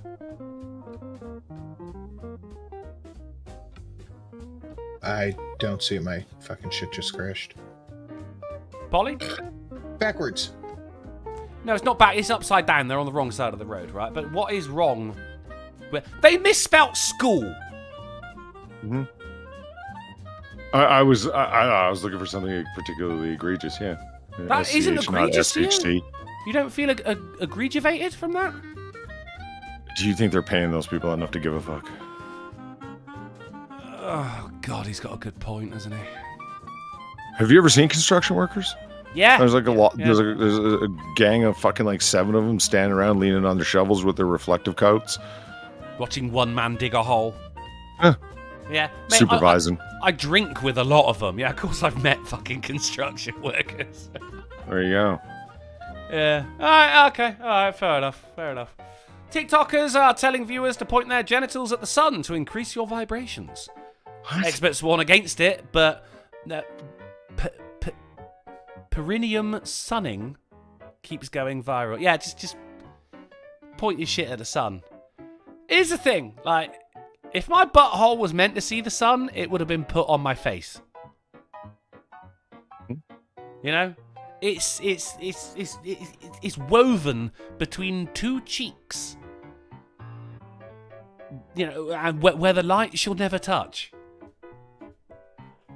God. I don't know. Sun that butthole. Damn it. What? Sun that butthole. Don't sun the butthole. Why? It's not good. Well, it's very, very thin skin for one. Like, it's going to give you ass cancer or something, isn't it? It's a good tan. It's a terrible tan that only a handful of people are ever going to see. Perineum, it's a difficult word. Sunning is a controversial wellness practice where a person exposes their genitals to the sun for a short period of time. While naked, some lie on their back with their legs spread wide in the air, or their feet and hands on the ground in a variation of yoga pose, downward dog. Ugh. Even a dog wouldn't do that. The idea is to expose the perineum area to vitamin D in order to receive an energy boost that they say can improve sleep, concentration, and creativity. I don't see that doing any of those things. This is from TikToker Paulie Long, who is considered a raw meat influencer. I'm not clicking that link. That link shall stay blue, good sir.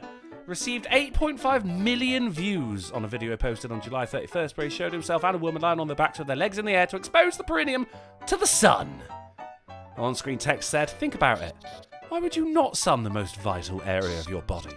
The more you hide your body part from the sun, the weaker it will be. It's not a good look, is it? No. It's a terrible look.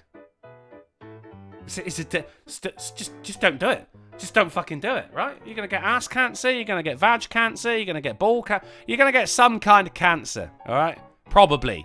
Look, I'm not a doctor. Sinatra is. What's your professional opinion on this, son? Sun that butthole. Oh, god damn it! Richardson gun store owner fakes heart attack, grabs gun to shoot armed robber. This... I immediately thought of that meme, right? You go, oh, call an ambulance. But not for me. Absolute fucking legend. Grabs his chest. He's going down. The guy's like, are you okay, buddy? Now he's armed. Oh, you fucked. Who robs a gun store? It's full of guns, Polly. Yeah. There's not a lot of gun shows and whatnot that get robbed, but I guess on occasion they do.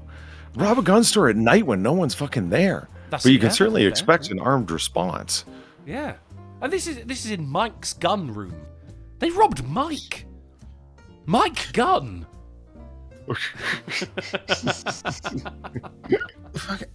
Absolute legend. Any gun store I have ever gone to, every person there is packing some kind of heat. Yeah. Sure. Just that has got to be the dumbest robbery. Well, not ever. At least he wasn't wearing a name tag or something when he did it. But still, what dickhead? Mum can't get a job because of tattoos, but gets 3 new prison inkings every week. You can't get a job and wonder why. It's probably misogyny, right? Look at the fucking state of her. She looks like she fell asleep while babysitting 3 toddlers. Maybe she did. Hopefully she fucking did. And you know, I'm kind of leaning towards the idea that, you know, maybe she doesn't actually want a job. Maybe not. Plus, you didn't do your eyes. Fucking part-timer. Larry for leader. Number 10's Larry the Cat enters race to become the next Prime Minister. This is Larry the Cat is the chief mouser at number 10 Downing Street. He's a working boy. He's a cat with a job. And people would actually rather have this cat as Prime Minister than any of the options we got for the fucking Tories. Which was very, very difficult. It was either a minority or a woman. Let's go with the cat, for fuck's sake. At least this one does his fucking job. At least the cat is conscious. Yeah, and look at him. He's a handsome boy as well. The cat is conscious. I guess that's where Britain's leading against the US right now. Our cat isn't asleep all of the time. Your cat doesn't even know he's a cat. Kansas teacher suspended for refusing to use students' preferred name and pronouns gets $95,000 in a lawsuit. This is Yeah.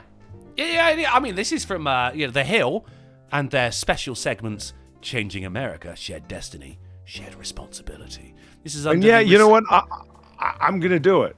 It's not because I'm a nerd. It's because fuck them. This is The Hill and their garbage Changing America section. You've heard me complain about it before. As fucking useless as it is. This is a blog. It's a fucking blog. This is not a fucking journalistic effort of any kind. The Kansas teacher was awarded $95,000 because that's not the way you're fucking money as well. Well,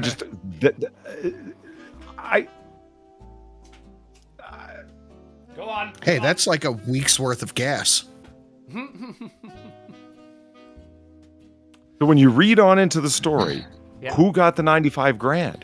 The teacher got the 95 grand. You see what The teacher happened? did indeed get the 95 grand. Okay. The teacher did indeed, and the Hill, also out of Changing America, shared destiny, shared responsibility, under the respect and equality tabs, are not fucking happy about it. But what happened was a teacher talking to a student, and this student using them by their legal name, right? So legal first name, legal second name, and the student got really angry and left a bitchy little note at the end of the lesson saying, actually, I go by these pronouns now, and this is my new name. So this teacher went, oh, Christ.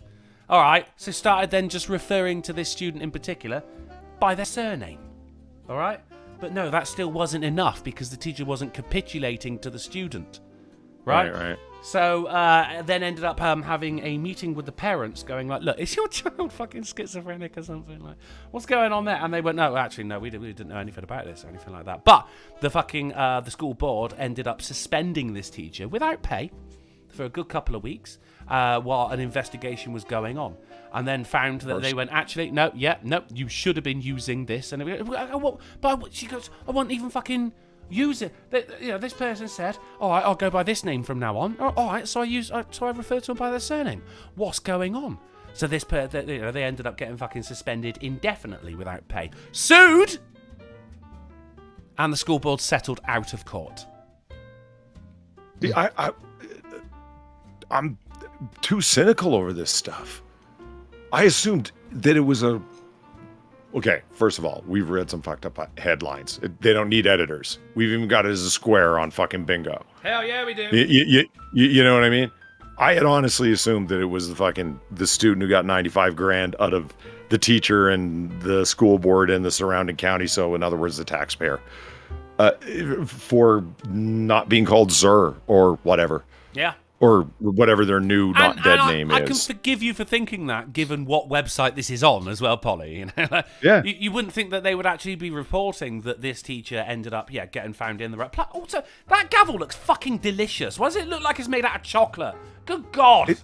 It looks like it's got a candy apple coating on it. It does. I hear you. That is a very glossy gavel. I mean, in other news, Jesus Christ. I want to know what judge with fucking steel balls came to that finding and decision. Like, fuck the law. I'm not fucking going against this woke shit. I'll be the center of fucking attention and the fucking cause célèbre to bring down my fucking judgeship, I guess you would call it. You make a decision that isn't particularly popular. I mean, look, Jesus Christ, look what happened to Supreme Court justices. Well, that's the thing. There wasn't really much untoward going on here. Because it is... For one, right, they went, all right, so you want to be called by a different name. I've not received any such notification.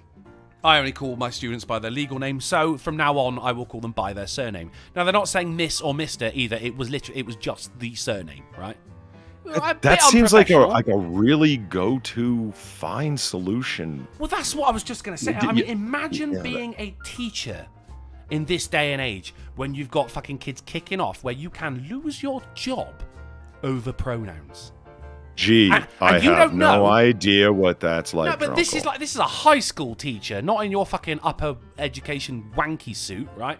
This is fucking... And kids that age are constantly playing fucking power games. Here's the thing, though. Like, high school, they're more impudent. You know what I mean? But once they get to college, they're more educated and they know their rights a lot better. And they're provided with a list with every course syllabus of who to go complain to about what at the back. But they've also grown up slightly at this. I mean, I think the child in question was 13, 14 years old. So, I mean, we're talking like pre-adolescent right here. Do you know what I mean? If you can get the teacher to say poop, then it's still funny, you know? I think back on gavel. I think back on jokes I've cracked teaching classes where it's like, God, that was fun. I hope no one remembers I did that. Because it's not like I dropped some polywords on some people. I just mean like they were sarcastic remarks where somebody said, you know, I don't understand what the difficulty is in terms of Just because some people don't have the inspiration and the entrepreneurial spirit and the get up and go-ness that other people do in terms of running business, not everybody wants to create a business. They want to work a job. They're hardworking. Should they be paid less? And I said, what are you, a Marxist? And I said it just like that with that tone. Yeah. Like, not to berate the person. I said, you're going in a collectivist direction. And then he threw said, the board eraser at him. Get out of my class. and he said, I am. And for the next 10 minutes, where it's like, Jesus Christ, you came out of high school. This is a first-year university class you're taking. You know the difference between individualism and collectivism? Like, you never heard those phrases applied before? You don't understand why what you just said is collectivistic? Fuck. So public school sucks. But the point is, I would never say anything like that now in jest. Because someone's going to go write up a formal complaint. Yeah. But I mean, you might end up getting a whole 95k. For a teacher, that's what 3 years worth of their income. And you got to bear in mind as well, this person has lost their job. They've not been reinstated either. So this lawsuit's going to follow them around to every job as well. Thomas Jefferson in the chat said 95k is not a win, and you're right about that, Tom. Yeah. It's not a win for the reasons you named, and I can even add on to that. Your benefits are fucking gone now. Your pension, if you wanted to stay there that long, is gone. Your institutional affiliation, which is a huge thing in academics, you can't publish it because they're going to say, what institution are you affiliated with? Oh, I'm a private researcher. Don't even bother sending in articles to get published. And in academia, it's publish or perish. So it's like, he is fucked, this guy. Sinatra, it was a woman, actually, as well. Yeah, I know, right? The misogyny. Sinatra, do you think that would count as a poly rant? Yes. You do? I love it. Right, straight in there. No fucking about. Okay. Poly rant. Marked off. I am tempted to say something stupid because I slept like 45 minutes last night, but it wasn't really sleep. Go on. That's another square. Go on. I'll say something stupid. Oh, hold on. No, wait. I fucked up on the reading of the headline. There. And I blame it on my lack of sleep. I cannot accept it. Oh, fuck it. Do you know what? Go on. Fuck, let's do it. I'm feeling generous. I'm voting for Larry the Cat. I'm feeling good. Let's move on. We're into the science and technology now.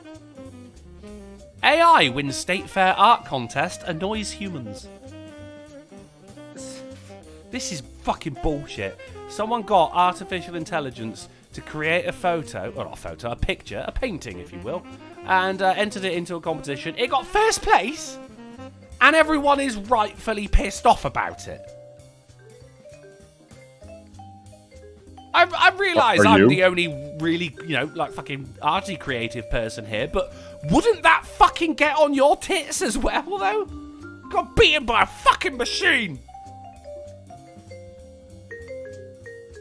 I mean, I've already ticked off the awkward silence bit. There's no point in carrying on with it. But no, I was going to say, considering that it's not even really a creative thing, it's just an amalgam of different things put together with an algorithm.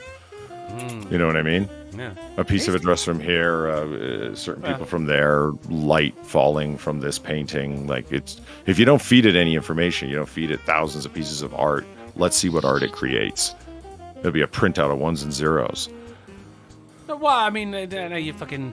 I get this is fucking Terry Pratchett again, you know? This is, you can't really reduce something down to understand beauty. I agree. Wait, was that Terry Pratchett or was that Robert Rankin? Yeah, I think it might have been Robert Rankin. It was a robot that was eating paintings to try and understand art. But instead he was just getting like, it's made of these molecules. Yeah, but you're not understanding. It's not what beauty is. I mean, it is a nice picture, don't get me wrong, but fucking computers and everything, they're taking over too much as well. Let's not have them taking over art too, please. The one thing we have left. And porn. But how long is that going to fucking last? Japan. Let's move on. Guy who had to move NASA moon rocket back to hangar, very annoyed. Wouldn't you be? Right, so this is I don't know if you've ever seen the vehicle that it takes to move. Of course, the Artemis 1, still not launched. It's gone out to the pad, fucking 3, maybe 4 times now? And this guy said... I think it's 3, but I was really disappointed myself, so I can only imagine. It's like, I'm pissed, and I'm like, oh yeah, someone actually has to, like, dismantle the whole gantry and then put it on that massive vehicle. And so, yeah, I ain't got no problems. I mean, the vehicle itself is just as impressive as the rocket, right? And it takes so long, because you can't just fucking floor it. You know, it's just going to fall over and explode. It takes ages. You're moving so fucking slow. This guy says, I went to my management and said, I'm not bringing it back. It stays here.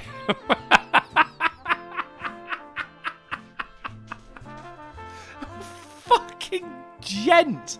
JR says that was a Terry Pratchett Thief of Time. Thank you, JR. Yeah, it was Pratchett. There you go. Still looking forward to the Artemis 1 launch then, Polly. Actually, more importantly, at the end of the month, NASA are smashing a rocket into an asteroid. Seeing if they can move it for a bit of planetary defense. That's the bitch I'm looking forward to. Yeah! Bruce Willis. I was just going to say that, for fuck's sake. Well played. The first fully hydrogen-powered passenger train service is now running in Germany. The only exhaust it has is steam and condensed water. How fucking awesome is that? Of course, if it blows up, it's gonna really fucking blow up. So just don't and burn blow it for a up. while. And So you got it's hydrogen powered. It is. So it's running off steam to turn over the engine and create torque. Is that right? I should imagine so. Yeah. So it must have all sorts of batteries on board to be able to hold that electricity. Yes. How are they charging the batteries? With hydrogen. How's that? I think they just like show it the hydrogen and like they get inspired. And I it don't gets know, mate. charged. I'm not a trained man. Well, I don't even think you need to be a trained man. Is it really good for the environment? I mean, you know how much lead's in a fucking modern battery? Yeah, but Well, I mean, it's always one step forward, 2 steps back with absolutely everything we do. But the thing is, like, there's a lack of Yeah, I understand. Excuse me. When the battery breaks, yeah, there's no recycling that shit. If the battery fucking catches on fire, then that's going to be there for a couple of weeks. But it's also, there's no exhausts. And if you're talking about like quality of life for people who live in this general area, I mean, once again, I don't know if anyone knows this, but I live on a high street. The quality of air around here should be illegal. Which is, when people go, oh, why don't you stop smoking? Because that's actually the cleanest fucking air I breathe in this flat. So Christopher Rodriguez says hydrogen doesn't need batteries. Yeah, battery tech's not my thing. That's sort of why I was asking. Like, is it just running off of regular batteries? Because, as we all know, they're heavy as fuck. It's weighted down to it's gonna be like a full fucking load of fucking passengers and cargo weight, and no one's on it yet. But apparently, there's no batteries. They did, like you said, they just show it the hydrogen, and it gets charged. It's inspired, like an AI generating an award-winning painting. And I would be severely disappointed if there weren't solar panels running the top of the train. Good shout. Yeah. Isn't that what they used in Snowpiercer? I think there might have been like some degree of perpetual motion going on with that, but the problem was in Snowpiercer that when parts broke, they were irreplaceable. Yeah. That is a top movie as well. Someone asked me the other day, who's your favourite actress? And just like, bang, Tilda Swinton. And I went, Absolutely. Really? Why is that? And I went, because the fucking movie Snowpiercer, it took me 45 minutes to even realise it was her. Yeah, she played a stormer. A Snowpiercer, if you will. We've all been wondering recently. It's all right. I've got this right. So this is the U.S. Forest Service Guide to completely obliterating a horse with explosives. I know we've all been wondering. Go on. I got your interest now, haven't I? Right. Okay. So look, if you want to absolutely just like disappear the horse, that's what you got to do right there. That's your placement for your explosives and everything right there. And there's going to be nothing left. Is that like old school dynamite, modern linear shaped charges? Hydrogen batteries, as far as I know. Oh. Depending on the type of explosives used, it says total obliteration might be preferred in some situations. Carcasses. Now, why would you want to blow up a dead horse? I'm assuming it's dead. Well, I mean, are you assuming correctly? We don't know. I've not read too much into this. It says carcasses, so yeah, all right. Either that or it's playing dead. The horse is playing possum. Carcasses that have been partially obliterated will generally not show any trace of existence the next day. Great, yeah, fantastic. Now, that's one thing, isn't it? But what if you only want to partially obliterate a horse? Well, here we go. That's fine as well. Just get rid of the big parts and then call in the guys with some shovels and a couple of buckets. All right? So, actually, it doesn't specify that. It just uses the word explosives. So we don't know what's going on here. What are down they your using? logo Do you know what I mean? bodega. It's fine. Also, the horse looking way too happy to be in this diagram right here. I know we've all been wondering. All right, so look, no one ever say you don't ever fucking learn anything on this show because you just done gone learn something. All right.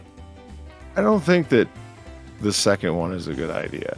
Either go big or don't go at all. I agree. Turn it into red mist with little bits of horsehair. Yeah. Or don't do the second one. Remember that old video from the 70s when they blew up the whale on the beach and a giant chunk of whale crushed the guy's car? Yeah. And it was the smell. So you got Sinatra. He's minding his own business. All of a sudden, a fucking horse head crashes through his windshield, and he's like, "Jesus Christ! I better pay back that loan shark." Exactly. I was pissed off some Italian somewhere. Turn it into red mist. Make it Maine. The tagline here is that this is how to partially explode your horse. So I think there's some semblance of ownership on the carcass that you're exploding here as well. Kind of annoyed that the legs only get 2 sticks each. Don't know why. Whereas the head and the neck, they get 3. You think the horse, it's got very powerful back legs, hasn't it? Why do they only get 1? And why doesn't the tail get any? So there you go. Right. We've all been wondering for a long time. No one said it, but we've all been wondering. And now you know. If ever you come across a dead horse, is blocking your way, getting to work or dropping the kids off at the pool, take that one as you fucking want as well. Then just you have an alternative suggestion. Go on. Buy yourself some diesel fuel and then gasoline or kerosene will work. Like regular lighter fluid for a barbecue will work. Okay, so you get the long burn and the quick burn, and you douse the ground underneath the horse, as like around the edge, because who wants to lift a dead horse? They're heavy and they're full of maggots by that point. And put diesel fuel all around it, cover it in fucking gasoline and more diesel fuel. Drop a match, walk away. There, done.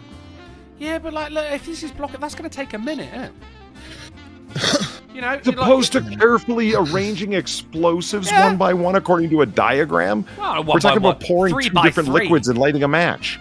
3 by 3 in some cases. But you know, Matt, right? So your wife's in the back of the car. She's in labour, right? It's your firstborn child. She goes, God damn it! Oh, love, you're not going to believe this. There's a dead horse in the road. Oh, it's all right. We're just going to set fire to it and wait a little bit. No. Fuck it. Here you go. Boom. Gone. Driving on, mate. Fucking lovely. And then and then there's also the cost to consider. I mean, it is 2022 under the Biden regime, right? It is. The well, no, it's the trust regime. Everywhere's what? Britain. It's the trust regime now. The trust regime, yeah. They've got us by the balls. I see what I did. You see, the trust. Oh, right. Okay.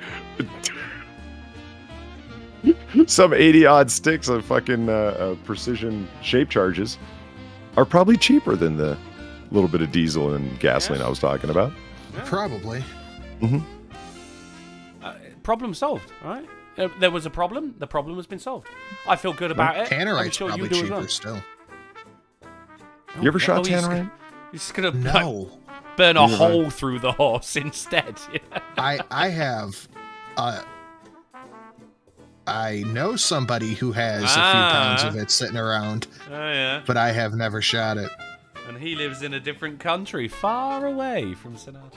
Yeah, George lives over Indiana. They spoke online once, never met. But that's not all that that can be absolutely obliterated at the at the click of a finger. Do you guys ever, when foam gets produced, it still contains butane? Didn't know that. No. No? Well, here's something just going immediately wrong immediately. This guy, in his infinite fucking wisdom, I thought, do you know what? This newly produced foam, I'm just going to test it with a lighter. Check out these fucking campfire marshmallows. Oh, fuck. Done. Holy it's shit. over, mate. Oh my God. It's over. Whoa. Get the fuck out of there. He's so done. fired. You're done. Very nice. Very good. One more time. This is like, he barely even gets away, mate. Just going to burn the excess off. Oh, shit. No. And everything is up. Like the devil's butthole. This shit has just gone way out there, mate. I thought those were reams of paper. What are they? It is foam. Oh, why is it fucking flashing? It is do you know what? There you go. That's all we're getting, apparently. It is foam. That's all we need to know. And stop fucking Jesus Christ. And on to our back to the horse. Let's move on to our titular article. And today's AAA meeting was brought to you by the tagline, he was one day from retirement, and this might be one of my favourite stories of this year. Canadian Army investigating after soldier parachutes over Petawawa, which is an army base, while drinking a beer. This guy, his tour, whatever it is, was done the next day, right? He's just out there on drills, and this guy, I've got the video. Really? Oh, you fucking know I have, mate. Oh, let's make sure we got this shit turned up to the max right here. And let me turn the music off so we can hear what's going on. All right, brilliant.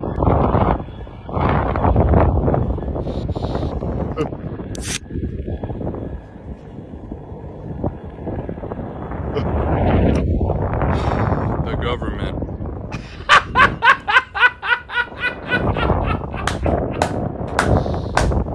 Love it. Fucking love to see it.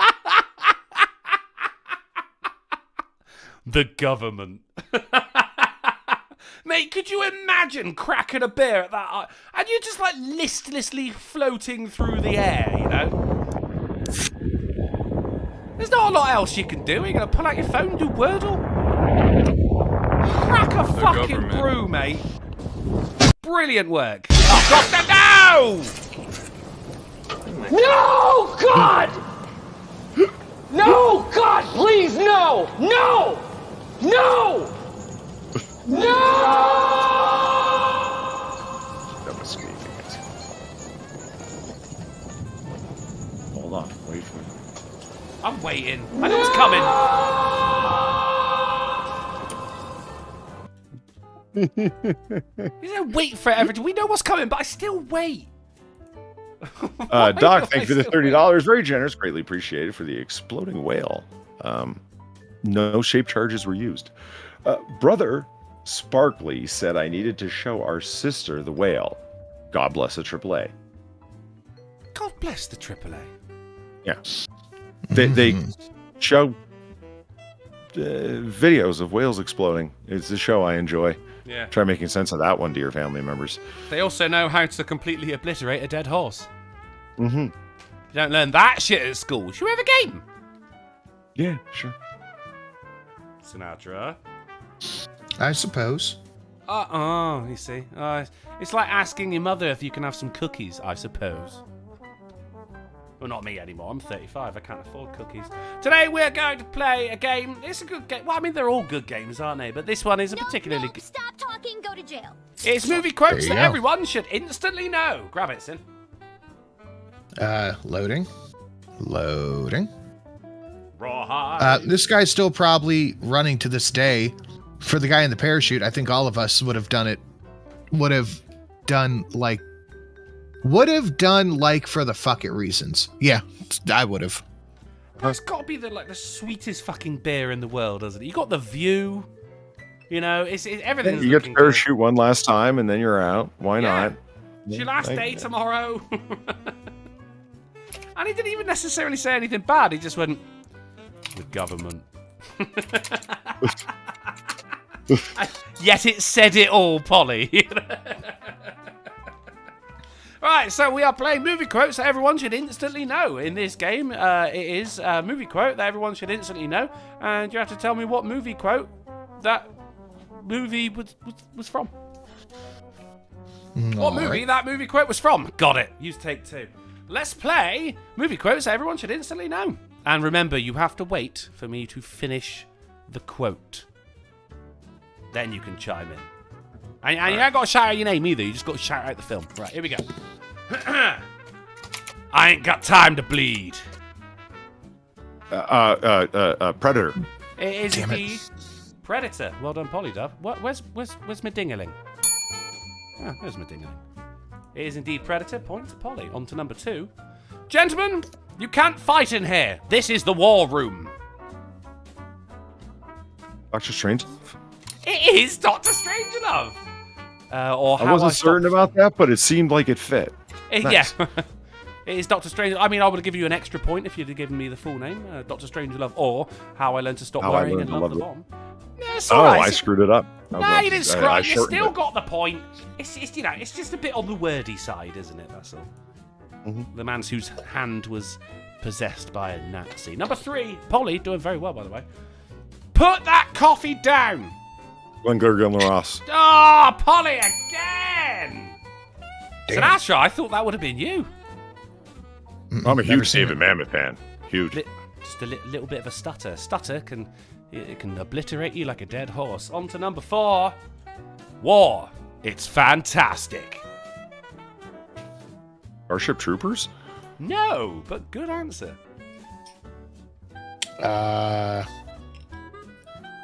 Apocalypse Now? It is not Apocalypse Now, but Eric Grindsatter has it correct. It is Hot Shots 2. Point to the chat. That was actually the guy. I have seen that movie once, long time ago.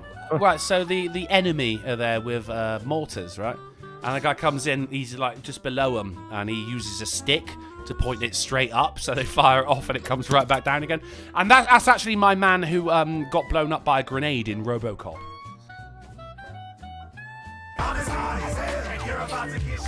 You know who I mean.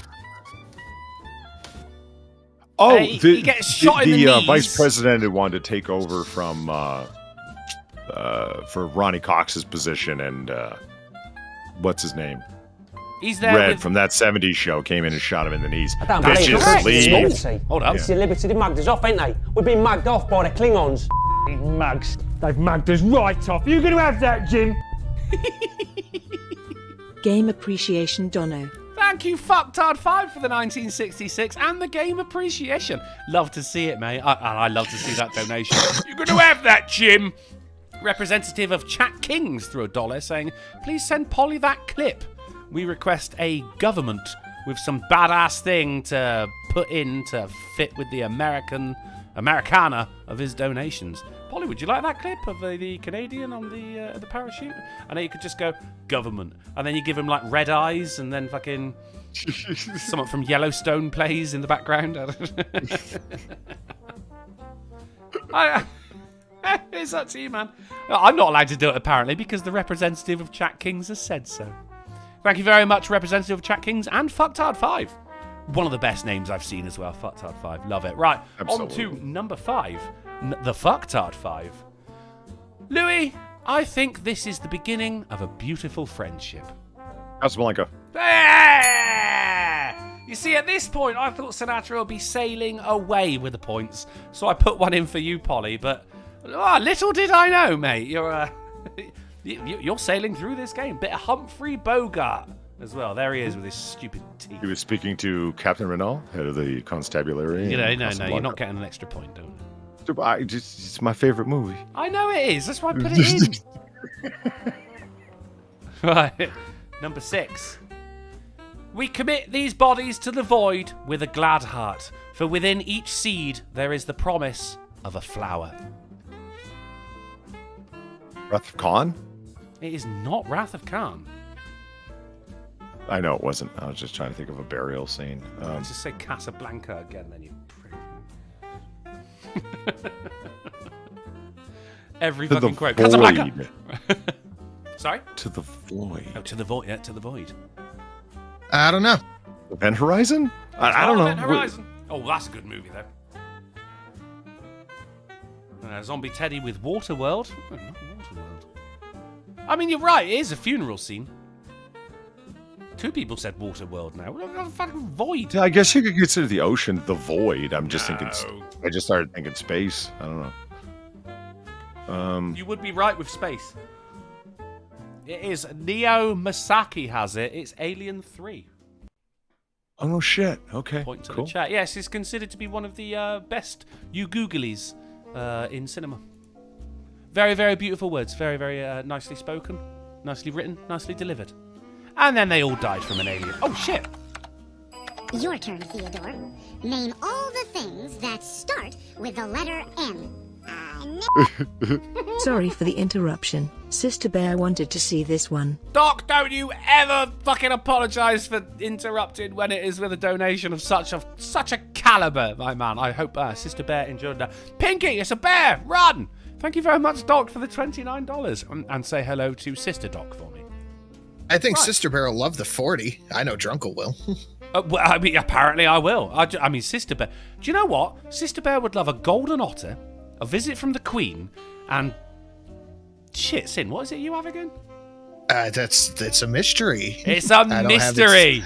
I don't even have it set. So I would like that mystery to be solved tonight. Right, on to number 7. Oh ho ho, you sly dog! You got me monologuing. Oh fuck. Oof. God damn it! I know this one. Shout out to Joshua Montgomery in the chat who just says nipple. Oh shit! Gotta get it before the chat saying you run out of time. It's Zed the Snarky has it. It is The Incredibles. Fuck. I'll tell you what, his wife, mate. Whew, that booty. Mr. Incredible's a lucky, lucky man. On to number 8. Wiggle your big toe.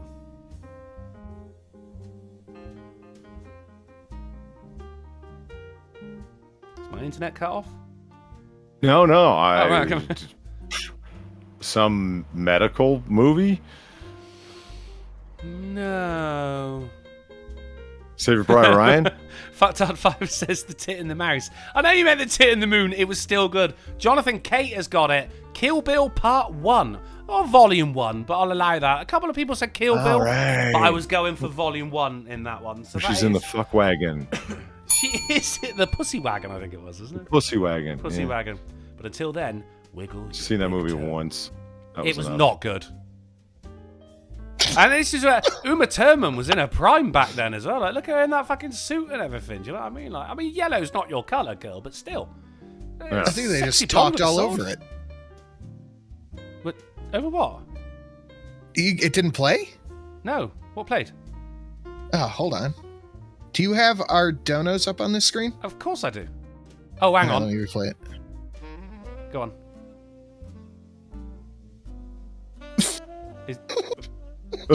Okay, now I saw it and heard it. Right, I didn't. All right, okay. Oh, no, right now, because no, the chat didn't see it. Let me put it onto the main page. Do it again. Okay, one more time.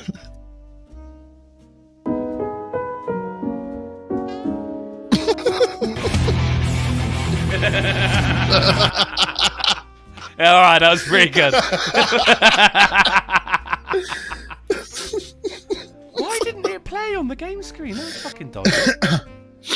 Golden Otter is a little bit out of my boo-boo bus driver pay scale at the moment. Arrangements can be made for potential in the future, though. Yeah, there you go. Boo-boo bus driver. That's excellent. Don't ever fucking feel bad about it, man. If it happens one day, I'll be happy shit. Oh, I put together the end credit sequence. I haven't finished it yet, but yeah, you're all going to be in a golden frame with your names and your whatnots and the stuff with the things, and there's an emblem and yeah. I'm still in talks about getting my Comic Club members, the Drunken Cabal members, the Drunken Uncle tournament banners. Gonna get some made. I want to get like loads made, but of course you don't want to get too many made because then you're just like losing cash, aren't you? So like trying to work out what's the correct amount. Only 4 people in the Drunken Cabal so far. There could be more, don't get me wrong. But yeah, the Drunken Uncle tournament banners are your prize for joining my Comma Club. And we Sinatra, what is it you've been sending? Entire fucking care packages. The first one was a is shirt a little, and a little shot. different stuff. The first one was a shirt and a shot glass. The second one was I have, I think 2 left. A rocks glass and patches and some other stuff. And when did you introduce that cool logo? Which last one? Package or several? The hat on the mic. That one. That was the last one. I think Schwiggis Kurth made that. Nice. It was cool. I like that one. I hosted a contest, the best comic club art contest, and that whoever was got like a couple free things of merch. Nice. That's good thinking. No. Right, so there we go. It was Kill Bill, Wiggle Your Big Toe. We should have known that Quentin Tarantino was in defeat at that point, but we didn't listen. On to number 9. I don't want to be a product of my environment. I want my environment to be a product of me. Departed. It is The Departed, Polly. He wasn't done saying it. Shenanigans. No, I was done waiting. I was just like, I'll get to the end, get to the end. It's just... Polly, do you want to hear something cool? In regards to The Departed. Sure. And it currently being on Netflix in the UK. You're planning on watching it? I watched half of it. It is a long movie. I fell asleep, yeah. When did you watch first half? Saturday night. I mean, I'll just start it again, but I was like that guy in the episode of The Simpsons. Yeah, like, hey, I'm seeing double here. 4 Krusties. I was about to say, if you've let it go any more than like 24 hours, just start it over again. Oh, yeah, I will. But only if you watch the rest of Invincible. That's hours upon hours as compared to 2.5. I mean, come on, man. Come on. Does the Invincibles have Scorsese? No, not the Invincibles. You're thinking the Incredibles.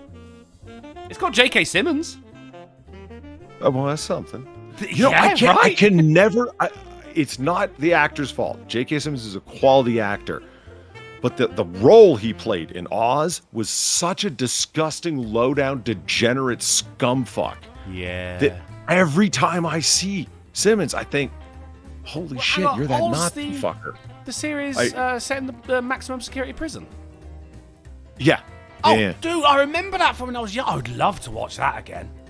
Yeah, I had no business watching that back in the day. It was too dark. It was...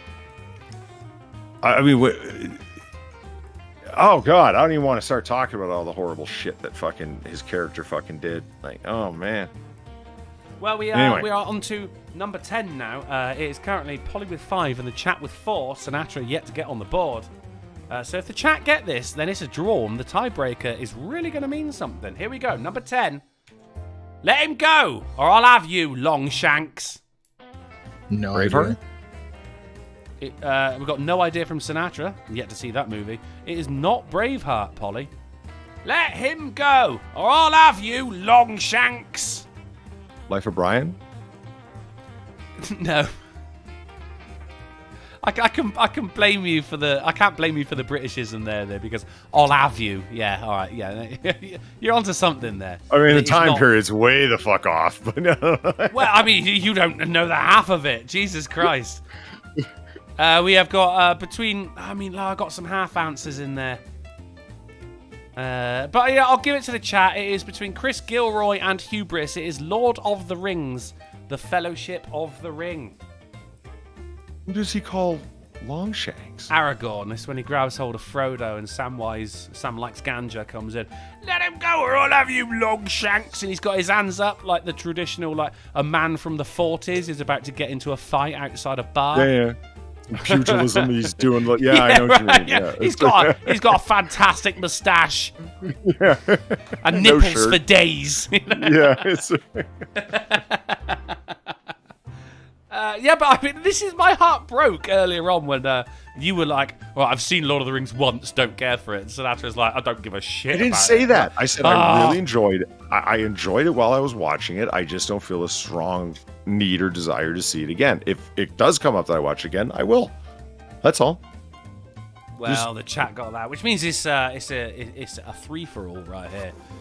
It is 5-5 between Polly and the chat as we go into this, one of the most meaningful tiebreakers we have seen. Here we go. You ready, Polly? Edge of your seat. Edge of my seat. Edge of your seat. Chat, are you ready to go? You're thumbing your keyboards. You're thumbing your Corsair K55 RGB keyboards. Get ready, because here it comes, the tiebreaker. Make fists with your toes. Die Hard. It is indeed Die Hard. Point to Polly right there. Fantastic work. And that is our game of movie quotes that everyone should know, ladies and gentlemen. The independent adjudicators are in. The bronze medal goes to Sinatra Says, who, well, he was here. Second place with 5 points is the chat. But this week's Smarty Pants is Polydub with 6 points. Got up on the scoreboard, yay. All right, so you got San Miguel saying best Christmas movie. You lose your wrench and you're timed out. Yeah, this is my channel. I can fucking time people out as much as I fucking want, mate. Remember that, San Miguel. Should we grab a couple of questions before we get out of it? Sure. People in the chat, if you have any questions for myself, Polydub or Sinatra Says, put them in the chat, and we'll answer some of them. I can't promise all of them, especially because San Miguel is timed out.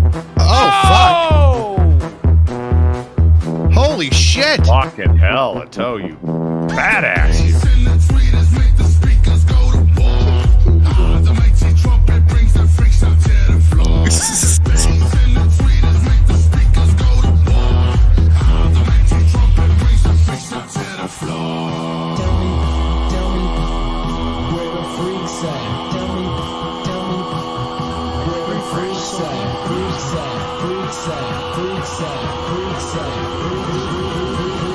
Tell me where the freaks at. I was really hoping it was going to turn into a mosh pit then, you know? Holy fucking ballsack. Ato, awesome. my first ever away comma. Thank you so much, Ato. I am going to grab a drink here in a second. Fucking Christ, guys, give it up for Ato. Unbelievable. Well, absolutely unbelievable. We'll go on for a little bit longer because of that then. I mean, you can't let someone just drop a comma and then we leave. Okay, let me go. I mean, I've done it before, but fucking Christ. Yeah, you ended like right afterward? Oh no, that right. Okay, that was like my first stream ever. So I threw $100. I said thank you and ended the stream. I didn't mean to end the stream. I was screen sharing at the time, and I didn't know what I was doing. But that also means that is one off the bingo card right there, because that, my friends, was a fucking massive donation. Boom. Damn right. You'd love to see it. Fantastic work, Atto. Amazing. Fartad5 says, when will Drunken return to Twitter? Ah, God, fucking hell. I mean, ain't that a bloody question? I got another SIM card. Listen. Ooh, nice. Is that a fresh cork? That was a butt plug.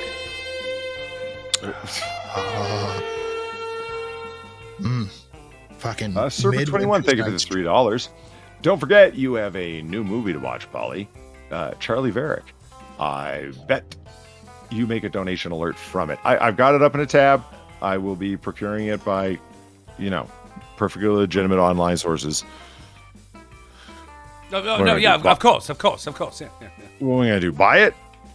Real quick. Yes. You have no idea how helpful that is right now. Thank you so much.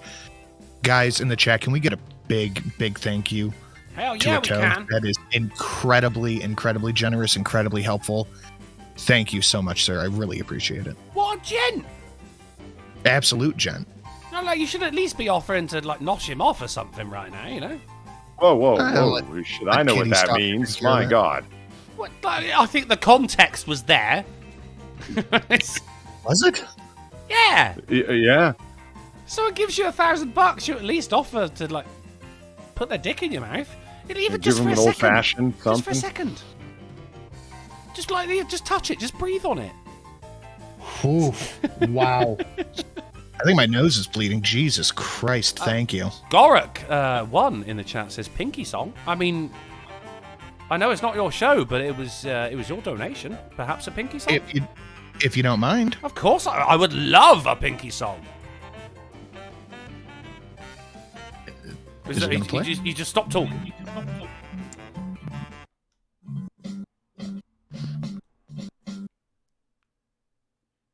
Oh, is it not playing? Shit. Not really. No, it's very, very low quality.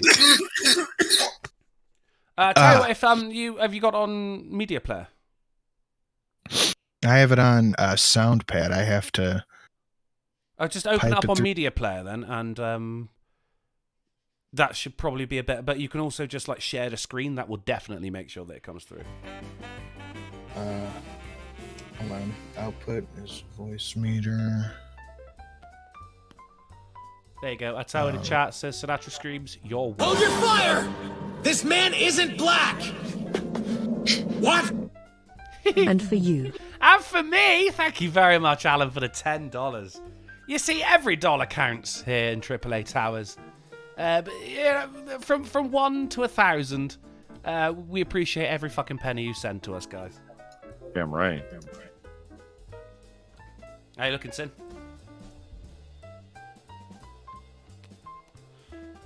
He's just stopped talking. He's working on things. Yeah. He's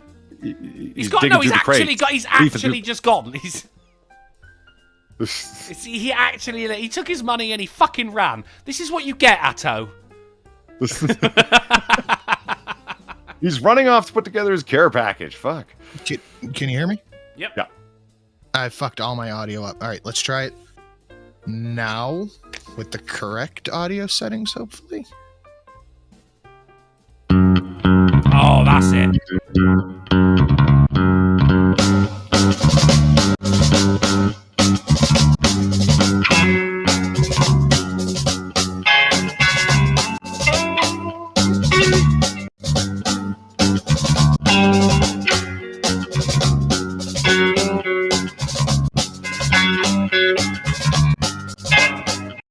Oh, shit, you know what? I have the new song. We're going to play the new song. Ah, for crap. When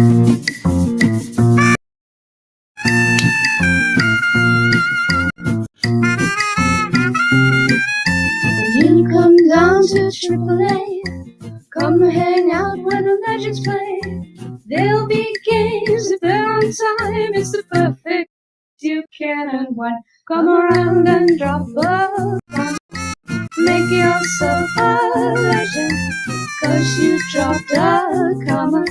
Not just sent the song to thank you. That's right. Since the legends came to Sinatra Land, they got the chat all going mad. We all like to treat them nice, make you two just like paradise. So you come and drop the comma, made yourself a legend. Now you're part of the club, waiting for the comma packet. Oh, thank you, man. Thank you. From creeps into the foodie aisle, content here will make you smile. We'll all raise a glass to you to thank you for the things you do. So you come and drop the comma, made yourself a legend. Now you're part of the club. We'll send you some noodle loving.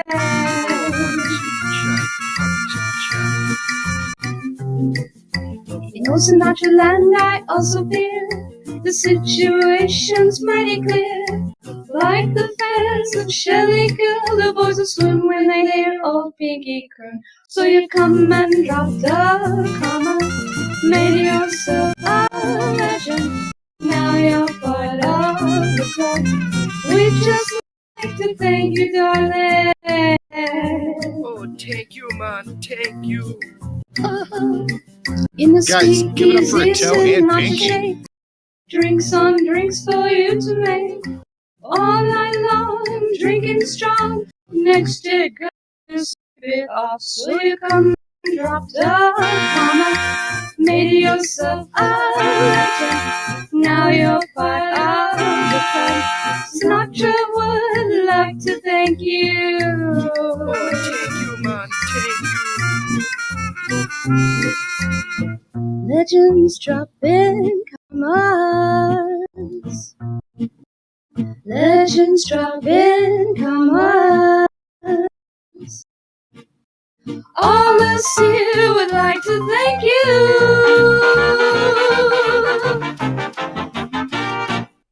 Oh, hell yeah. Give it up for Ato and give it up for Pinky. Yeah. Fucking fantastic. Ato, thank you so much. Fantastic. Fan-fucking-tastic. Big Dro says, how are Drunken Uncle Polly and Sinatra all able to move in sync like that? Practice, baby. Practice. We were all getting our groove on during that. It was a lovely sort of... Pinky got such a good voice. And we do love hearing it. Fucking fantastic. Mm-hmm. He does it yet again. Oh, it was at the end. Unbelievable. Okay, right. Unbelievable. Thank you guys so much. Oh, yeah, man. Well, holy shit. It looks like this show is now over. Whoa, hold up. Wow, what a way to end the show, though, am I right? I mean, come on, look at that. Jessica Alba, you sexy beast. Not quite as sexy as a toe, but you know how that is. Ellen, thank you for the $10. And you, sir. Well, thank you very much. Greatly appreciated. Hell yeah. All right. Now the show is over. Mark Smart says, do you recognise the bodies in the Forced Verity water? I do not recognise the bodies in the Forced Verity water. This show is now over. But if you find yourself with an itch that only... One more. God! One more thing. Damn it! I'm putting up a video on the second channel. Go ahead and check that out at your leisure. Well, that's it, guys. Now this show is over. Anyone? No, I'm good. Are you sure, Polly? Sinatra, you don't want to... Oh, for fuck's sake.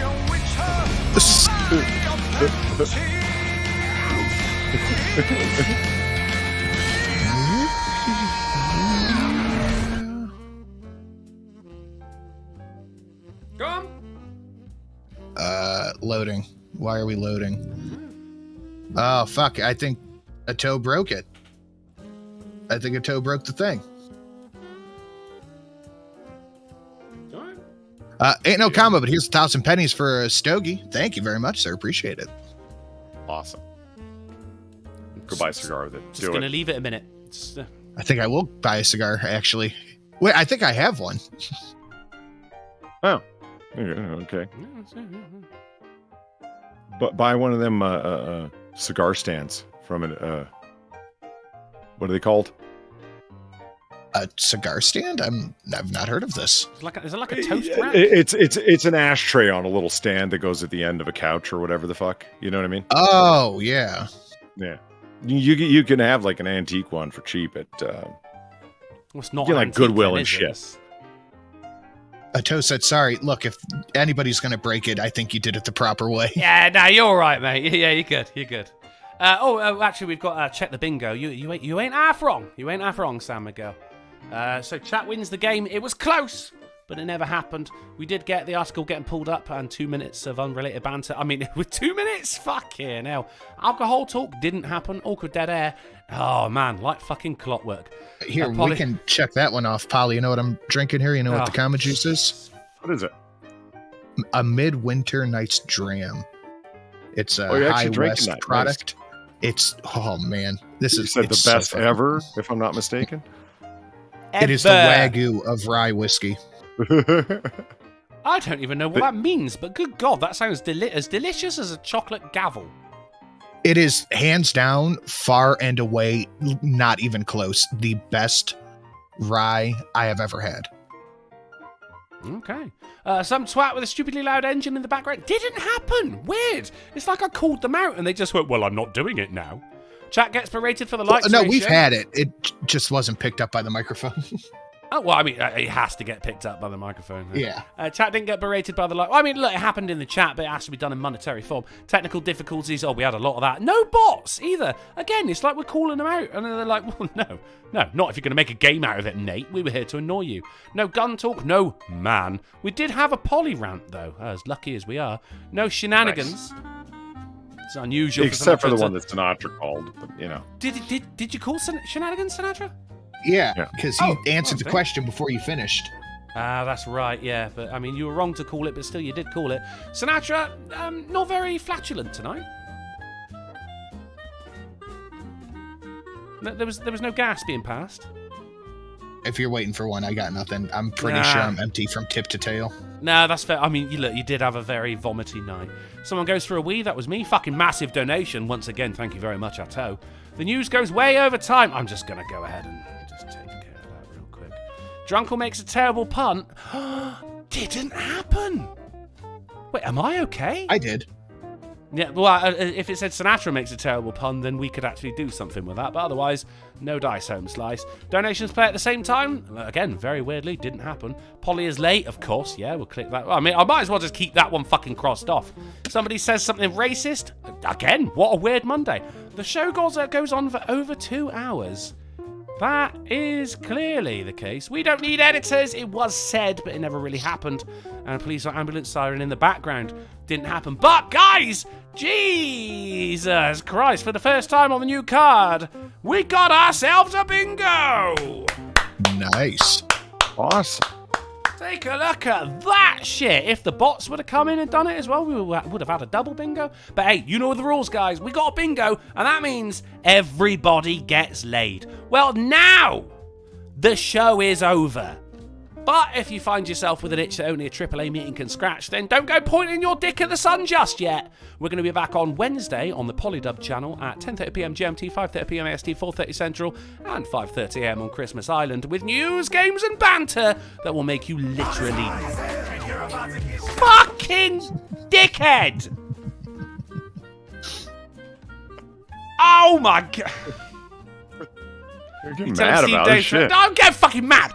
You tell him Steve Dave throws $1 saying, quit your bitching. You said every penny was sacred to you, so here's 100 for you to take a little longer to end the show. Hey, Steve Dave, that's fine, mate. I'll tell you what, I was on par to start the fucking Twitch stream at 1 a.m. Now it's going to be our past, just because of your 100 fucking pennies. Hey, you take that to the bank, you piece of shit. Thank you for the $1.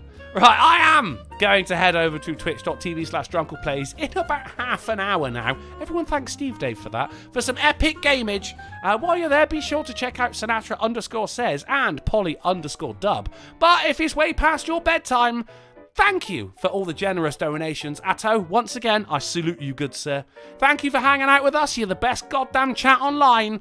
And don't let Canadians tell you what to do. Canadians? Ooh, I like it.